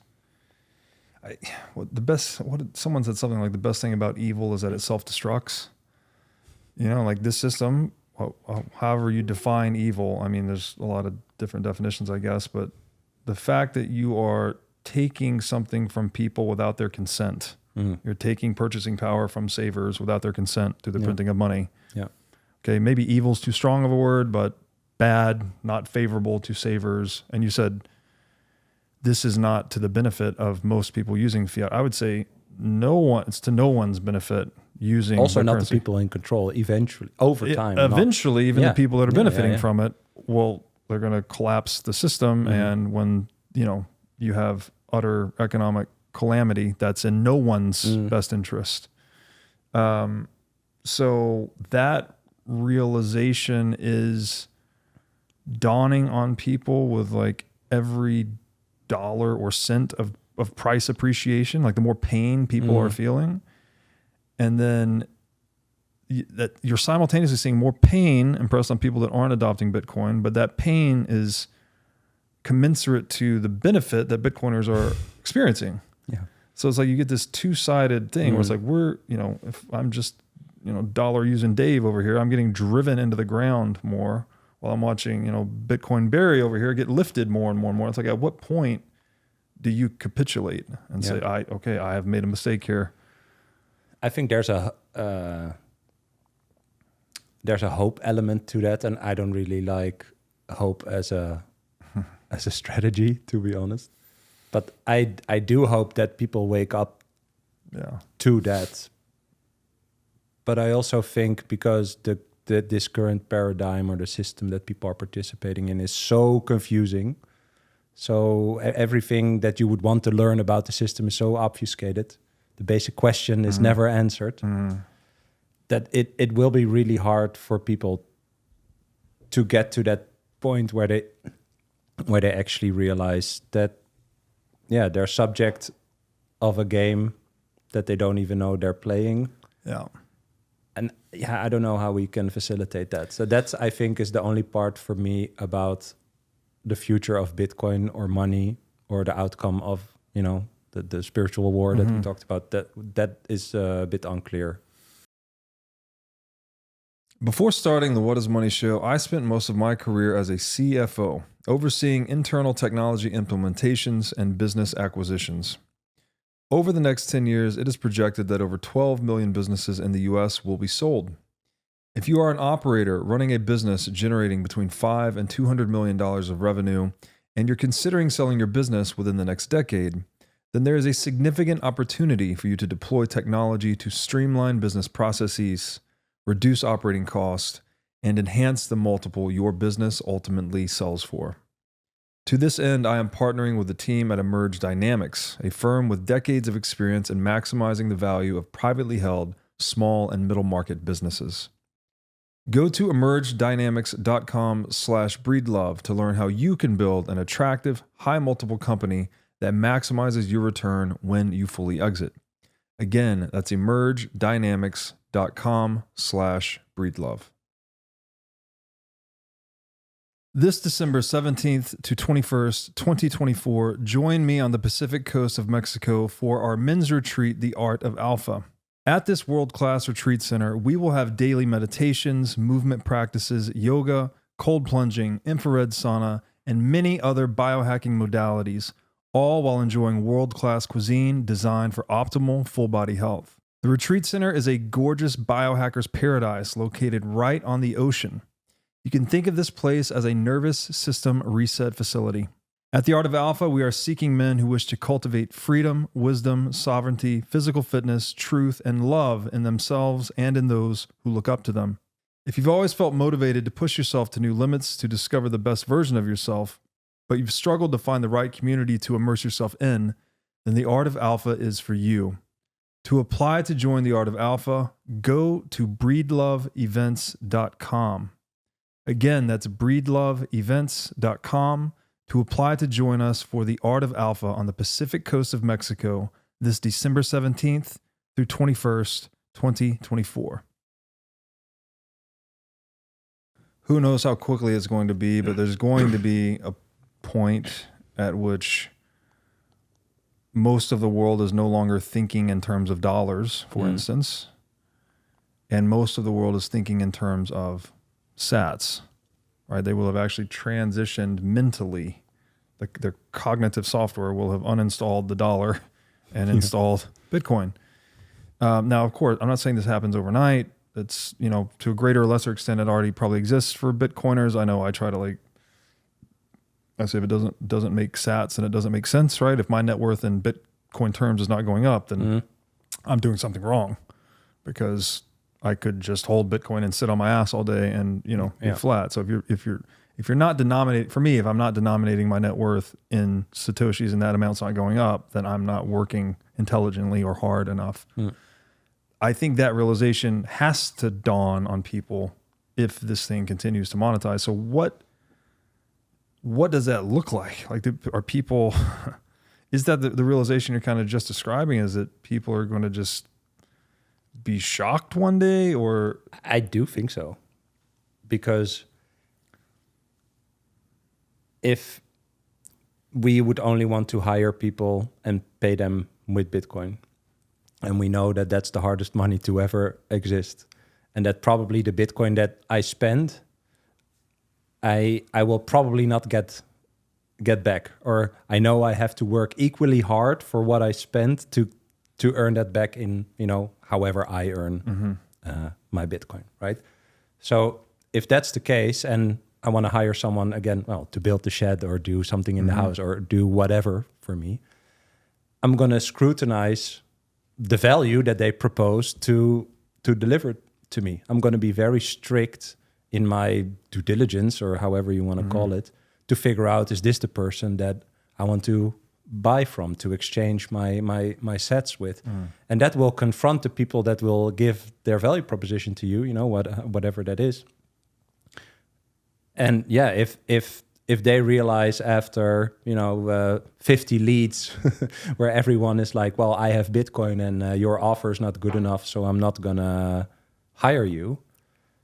Yeah, they're gonna have to rethink what they are doing. And I think people might say that that's a bad thing, but eventually, all the spiritual stuff we talked about, I think that's a good thing, because maybe you're doing something that you suck at and you didn't realize it before, and you were able to rent seek up until now by doing something that is something that people don't actually want, which I think is spiritually or conscious, when you talk about conscious, it's a very good thing.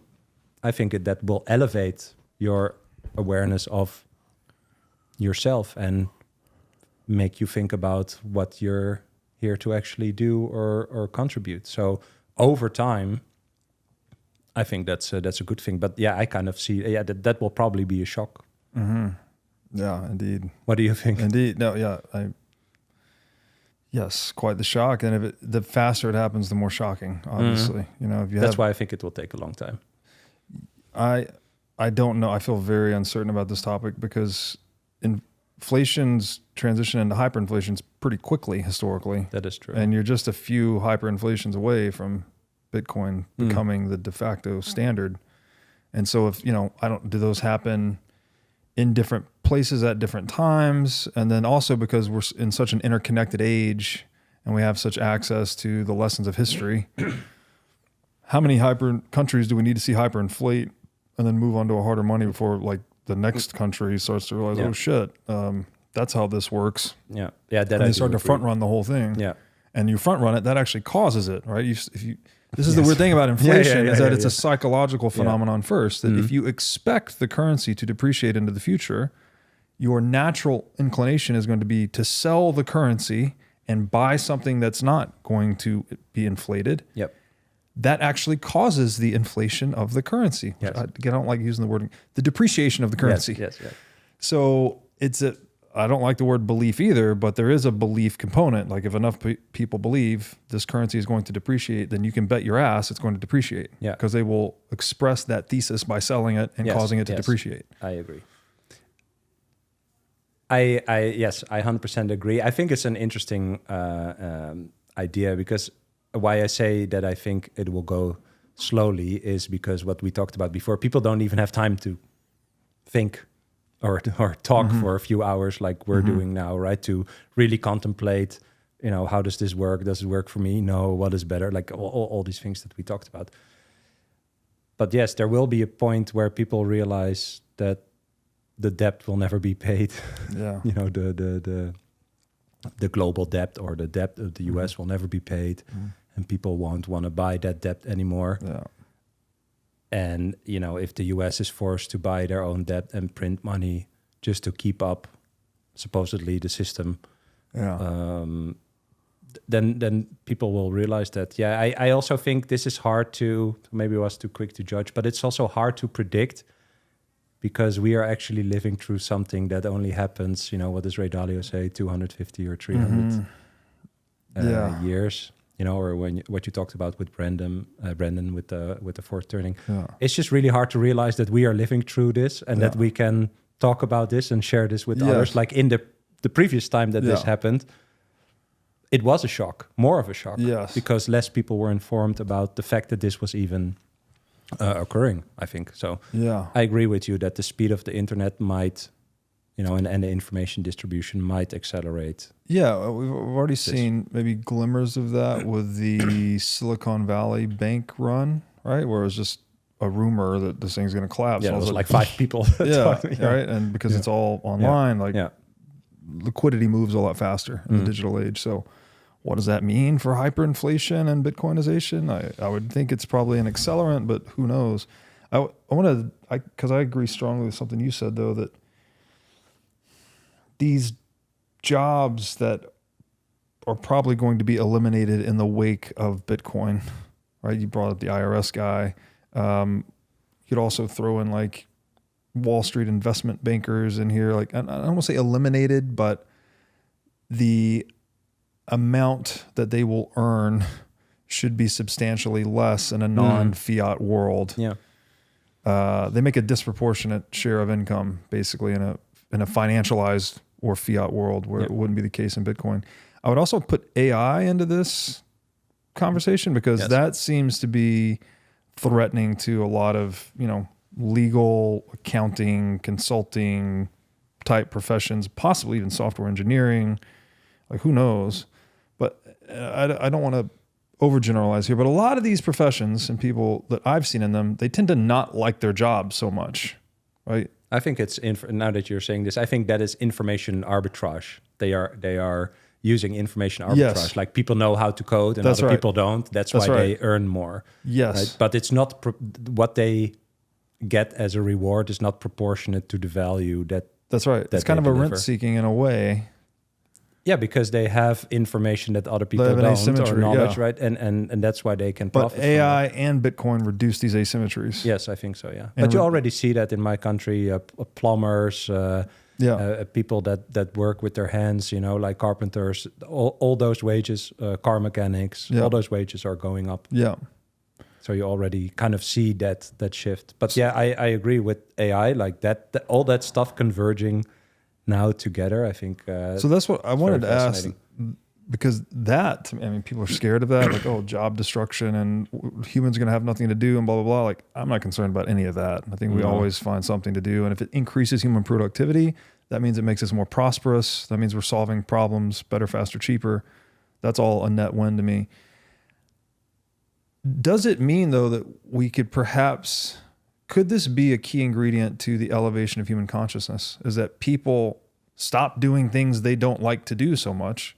We just did this retreat in Mexico a month ago. And as simple as this sounds, but it was very profound for me. We're doing like a lot of nervous system retraining, and a lot of it, there's actual physical movements, breath work, but then there's also neurological work where you're asking yourself, this thing triggers me. Why does it trigger me? The guy was telling us that triggers are trailheads, that you actually start down this path, typically ends up at a childhood trauma of some kind, and you can resolve it, and you gain more freedom because you gain more control of yourself. But one of the most profound things that came out of all of that programming, basically, that we were doing, he's like, if your life is not satisfactory enough, just try doing more things that you like every day. Just that sounds ridiculously simple, but it actually landed with me so good. He's like, I know people that are, super rich and they're running around like pulling their hair out and they're stressed out all the time. He goes, then I go to this other guy's house, because he was consulting for these different people. He's like, this other guy's house, and he's super rich, and he's like, hey, come check out my fish tank. Yeah. Like, I'm really into these fish. And I just go, isn't this cool? But he knows what he wants or what he likes. It's what we talked about. But he's just doing things that lights him up, right? And so where I was going with that question is, isn't that the way to create a better world, or to at least support the elevation of human consciousness? Is you get more people doing things that light them up, rather than doing these bullshit paper pushing jobs. Yeah, I think it's super interesting. I totally believe that. I have to think about, all these UBI ideas, right? Like, again, creating some monetary rules to give everyone money, and then, people will figure out what they really like. I think there's different experiments already that show that it doesn't work. But what I think, this convergence of AI, all the quantum stuff, and Bitcoin as the apolitical, trustless, etc., non-sovereign way to exchange value between all these systems, will actually create also over time. So again, I don't think we should speculate on how fast that goes, but eventually it will create a base layer of life quality for everyone that gives them the time and space that we mentioned before to actually figure out, what do I enjoy? Why am I here? What is going on? Right? Maybe there are some people that would be super good in the philosophy of life or think about consciousness and all these things, but they're stuck in some dead end job. Investment banker, Right? So, yeah. So I 100% agree with this, because if there is this base layer of life quality for everyone, then we can actually start going back to questioning what is going on here. That's also, I always think about this when you think about like when you had hunter-gatherers way back, right? They say like society started when the hunter-gatherers had a surplus and not everyone had to hunt or gather, right? And these people could start cultivating ground or building homes or whatever. They had savings. Yeah, exactly. Yeah. And my thought is, and I wonder what you think, what would be the first question that, you know, if we were these two guys that didn't have to go out to hunt or gather, and we would sit and we would talk about, well, what should we think about now? You know, what should we do?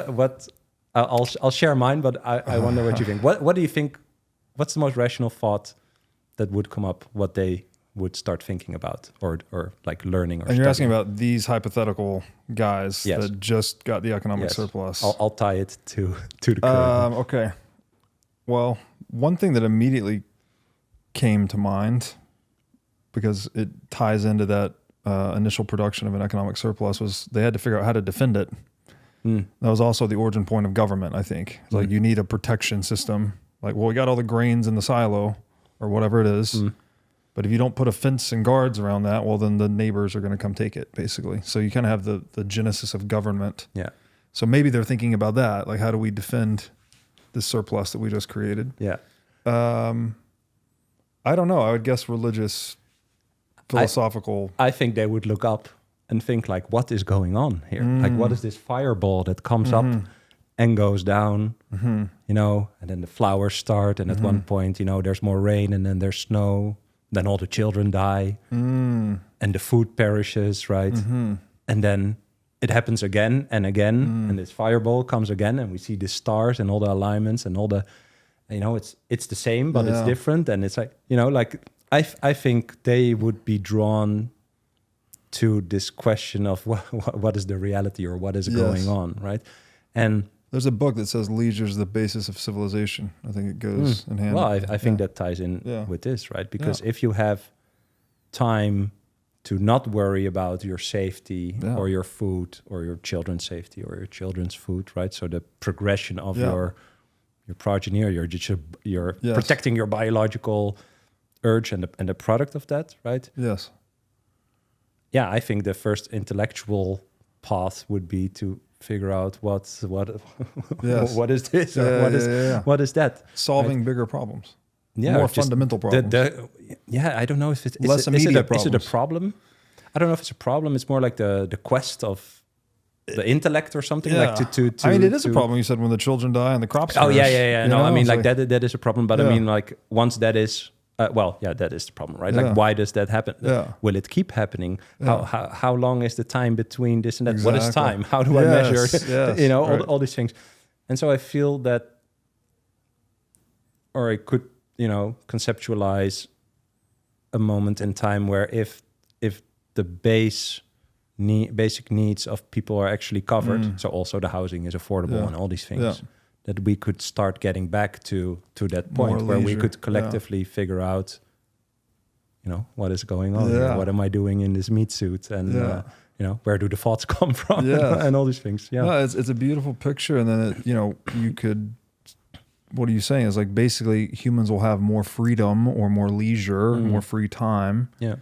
And that is, I fully agree with this. I mean, was it Google that does it at the workplace? Like they tried to have their employees 30% of their time was like you do whatever you want because that's where a lot of the innovation and good ideas comes from. As you can't pressure cook that. You know, you can't socially plan that. You can't centrally plan that or socially engineer that. You really have to let people be free. And this is the beauty of human freedom, is that we figure shit out beautifully when we're left to our own devices. But a world, Bitcoin/AI enabled world where goods and services are becoming much cheaper, therefore standards of living are more affordable and higher, just giving people more leisure. Yeah, I think that could lead to kind of a philosophical renaissance. And in addition to AI and Bitcoin already being very philosophically tantalizing in and of themselves, right? Just the fact that people can communicate with each other more quickly and communicate with these tools, not Bitcoin, but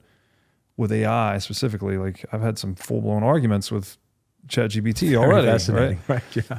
And so that's a whole philosophical motivator there. So like you put all these things together and it's like, yeah, the digital age really starts to look fascinating. Well, and if you think about, the big thinkers like Einstein and Newton, I think and there's more, but they explicitly share that all their big discoveries came from when they went back to playing and acting like their child self, without all the influence from the world of listening to what other people think of you, and also just going back to that playful discovery and curiosity that acting like that actually led them to the discoveries that they made. And I think that ties into what we talked about before, the spiritual corruption, you being more into the physical life and all the distractions and all these things, instead of how do I get back to my childlike self, as you said, like through all the traumas and through all the things that and everyone has trauma to a different degree. I think it's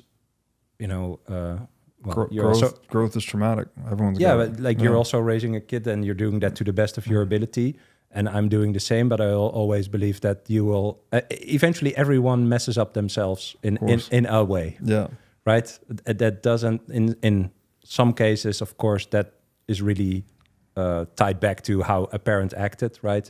But if you did your best with all your love, eventually it doesn't have to be a big thing, but people mess themselves up.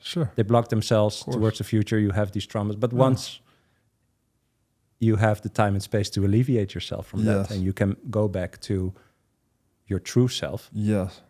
That's when I think we will also have more attempts and more success at these bigger questions. I love that you brought up Einstein and was it Feynman? You said that when they got back to their child, Newton, when they got into the spirit of their inner child, that they started to make these breakthrough discoveries. I shared with you before we recorded one of my favorite Eastern philosophers, Krishnamurti. The book that he has several books, but the one that I really enjoyed was Think on These Things. And I don't know if this is from this book, but he has a quote that's something like, the first time a child labels a bird is the last time he sees that particular bird. So it's once you put this linguistic layer, this labeling layer on, you sort of start dissociating from the qualitative reality that every bird is as individual as every human, right? But we just call them bird, right? We just You're indexing instead of connecting. Exactly. We just index them and sort of push them into the subconscious and go on becoming an adult. And another thing that one of the therapists that I talked to said that I thought was really interesting is that what he'll say to a lot of his patients when they come to him, if they're whatever their issue is, anger, anxiety, depression, his first questions will be, when did you stop dancing? When did you stop singing? When did you stop playing? Like just when did you lose touch with your inner child, that playful, discovery-oriented self? And that tends to be a very interesting trailhead, let's say, into therapy for at least his approach. And so it's not just what gives you fulfillment. You actually have a happy life to the degree you're in touch with this inner playful self. But it's also this place where we get great discoveries and great insight. You're almost like below language, It's like when you're looking at every bird as a bird, you're more likely to figure out, I don't know, the theory of relativity or whatever it may be. Well, when you say this, I think about what is the distraction that I created for myself? You mentioned triggers before. I think I gave you a book, Untethered Soul, and in that book, Michael Singer talks about a trigger being a blue Mustang that your ex-girlfriend owned or something. And every time you see the blue Mustang, you think about the sadness that you had when she broke up with you, or etc. And he describes that the triggers are not the problem. The trigger is the pathway to some sort of energy that you stored, like an emotion that you didn't really live through. And I once read that children can go through their emotions in like 90 seconds, live through their emotions in 90 seconds. So if they feel anger or sadness and you really let them go through it, and after 90 seconds, it's also gone. So but true. Imagine you didn't do that to some degree, or I always kind of say, like, you gave that to yourself. Right. You made something of a situation that, you had a thought and you turned that into an emotion, and then you started acting in a certain way. You basically put that energy in your body. And it's stuck in your body. Exactly. Yeah. And it takes space in your body that holds you back from putting other energy there, perhaps even more, positive energy. That's also kind of how I view therapy, is when you get to that point, it's like, what is the distraction that I gave myself? Why am I paying attention to this blue Mustang when this was 20 years ago or something like that? Like, it doesn't serve a purpose anymore. So once you do live through that, whether that's therapy or we mentioned psychedelics or whatever, I think there's different ways for people to do that. You open up yourself again to process it, to new things. And maybe then you can actually see the bird for the bird it is, and not index it in the way. That's fantastic, because so the child that processes the emotional energy quickly, they're not putting all this complicated story to it, right? And like bottling it up, or if they feel shame about it, they might. And of course, children do start to do this at some point. I don't know what age, but and there's a lot of spiritual practitioners that will tell you, when you bottle those energies up, that's what manifests as physical pathology at some point. So a lot of healing is actually, it's not just physically fixing whatever's in your body, it's actually releasing these pent up emotions, right? That you have not, what have you done? You've like tangled them in a linguistic knot and stuffed them down. Like, it's like every time I see this blue Mustang, I feel this sadness again about this girl from 20 years ago. But if you reframe the story, it's like, oh wait, I'm a human being. I've done this. Now I can identify it and let it go. You make the unconscious conscious. You can like heal from it. Yeah, so this book is Untethered Soul by Michael Singer, and the main takeaway I got from that is how he talks about the self. So he starts the book with when you hear the thoughts in your head, do you realize that you are not the one talking? Yeah, it's a big breakthrough. Right? So you are the observer of the thoughts. So you also are not your thoughts. Yes. However bad the thoughts might be. So the thoughts arise somewhere, but you only look at them. And he basically shares that if you are the observing self, you observe. He basically says, like, it's the self. Thoughts, emotions, actions. And the thoughts and emotions are in your head, and the actions are outside. Actions are also the words that you use, or the behavior that you show. And it basically goes both ways. So let's say you act in a certain way, and I feel threatened or sad about that, and then I create the thought like, Robert doesn't like me. The more I get into that, instead of observing just whatever you say, the less centered I am. That's how he talks about centeredness. Centeredness is trying to stay the observer. And if you go too far from yourself, so into actions, so you act without thinking, then you are not centered, because you are acting upon the thoughts that created the emotions and then your actions, but also the other way around. And once I adopted it after reading that book like 3 times, but then you also start seeing that in other people. Other people that talk a lot about other people. For example, they are talking outside of their mind, and so they are not centered.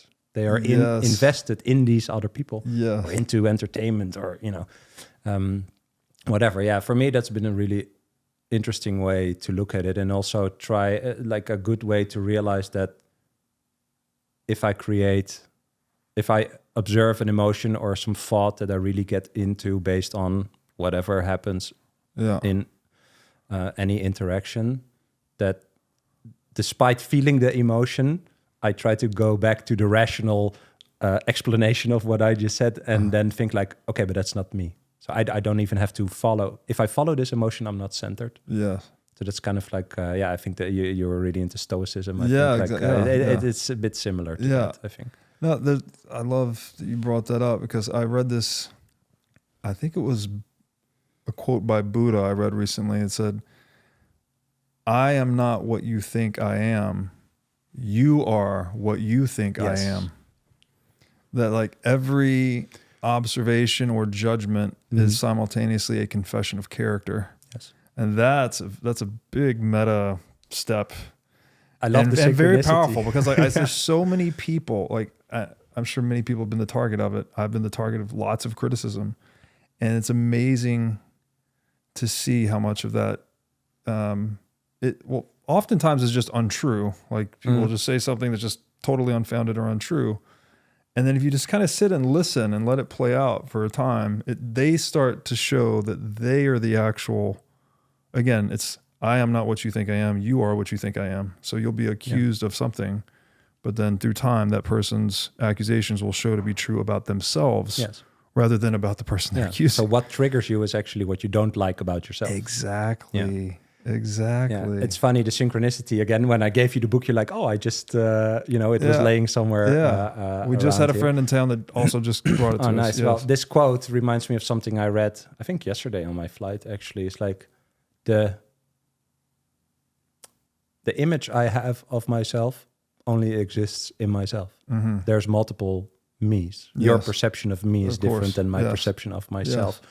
Or the people watching now all have their individual perception of you. Yes. And they are not the same as how you perceive or look at yourself. So there is no you in that sense, in the construct sense. Yeah. I love that. Multiple shards, too. But that helps in not caring, I think. Exactly. You know, it's the like dissociation. You cannot control what other people think of you. And it's also, I tell this to my fiance a lot, like, I think it's so crazy that if you are with a person in a relationship, they see you like you never see yourself. Yes. Like they really see the you. That's right. More than you see yourself. Yes. I think that's very well. And they often know you better than you know yourself, or in ways you don't know yourself. Yes. And that's the relationship provides a mirror by which you both get to know each other and yourself more deeply. Yes. In an ideal situation. Yeah. And the point you brought up there, like Rothbard said something like, no one owns their reputation. All right. You can't own your reputation. Actually, it's not yours to control. It's like you can choose to take actions in accordance with the principles you have adopted for yourself, or you've said that you want to adhere to, but you can't control people's perception. And so, the Stoic position is like, don't be attached to praise and don't be attached to ridicule, because ultimately what you need to be attached to is your effort and your attitude towards your purpose. Well, this is what Rick Rubin says about creation. Rick Rubin says, that's where I was going to go next. It's like the art is not for the audience. The audience comes last. But you should make the thing to the best of your ability. Make the art that you love. Yeah. But to the best of your ability. Of course. Yes, absolutely. Like it's, that you love, right? You're trying to, it's actual, an expression of creation, right? It's like almost creating a child in a way. Yeah. But there's so many people, in my opinion, that have that backwards. I see a lot of people in the world chasing the audience or chasing the attention rather than just like coming to that place of stillness you described and like, just what is it you love? What is it you want to do? What is it you have to say? What is it you want to share? That is, and maybe that's what we talked about earlier, getting people out of these jobs they don't like and into a place of leisure where they can at least do more of what they want. Maybe we'll get more people coming from that place of authenticity and therefore get more art in the world, more love ultimately. Wouldn't that be a nicer place to live? Yeah. I told you off cam that last week I was in a building that was 500 years old. Mm-hmm. And I thought, has there been anything been built the last 20 years that would survive the next 500 years, right? Or when you go to 16 Chapel or like a nice church, just the craftsmanship or the time and energy, the limited time and energy that people put into creating something that was universally beautiful that most people would agree to is beautiful. I think that that's something that people universally can recognize. Yeah, we are so far away from that. Sorry, I don't want to be a downer now, but I think that's interesting. That I think how we talk is like, yes, that is where we could go. Yeah, but where we are is pretty far away from that. But that is why Bitcoin for me is also that hope, like Michael Saylor says. Like once we get to that place, how beautiful would that be? Yeah, we have the bridge to get there. I think so. Yeah, I think that's a beautiful place to bring it to a close. I love this, man. Thank you so much. Yeah. Thank you for joining me. We'll have to do this again. This was a fascinating conversation. Thank you, man. Thanks for your time. Thank you. Thanks for watching. If you enjoyed this episode, click here to find more just like it, and here to find our most recent episode. Also, make sure to like this video to help shine light on the corruption of money, and be sure to subscribe to this channel to stay connected.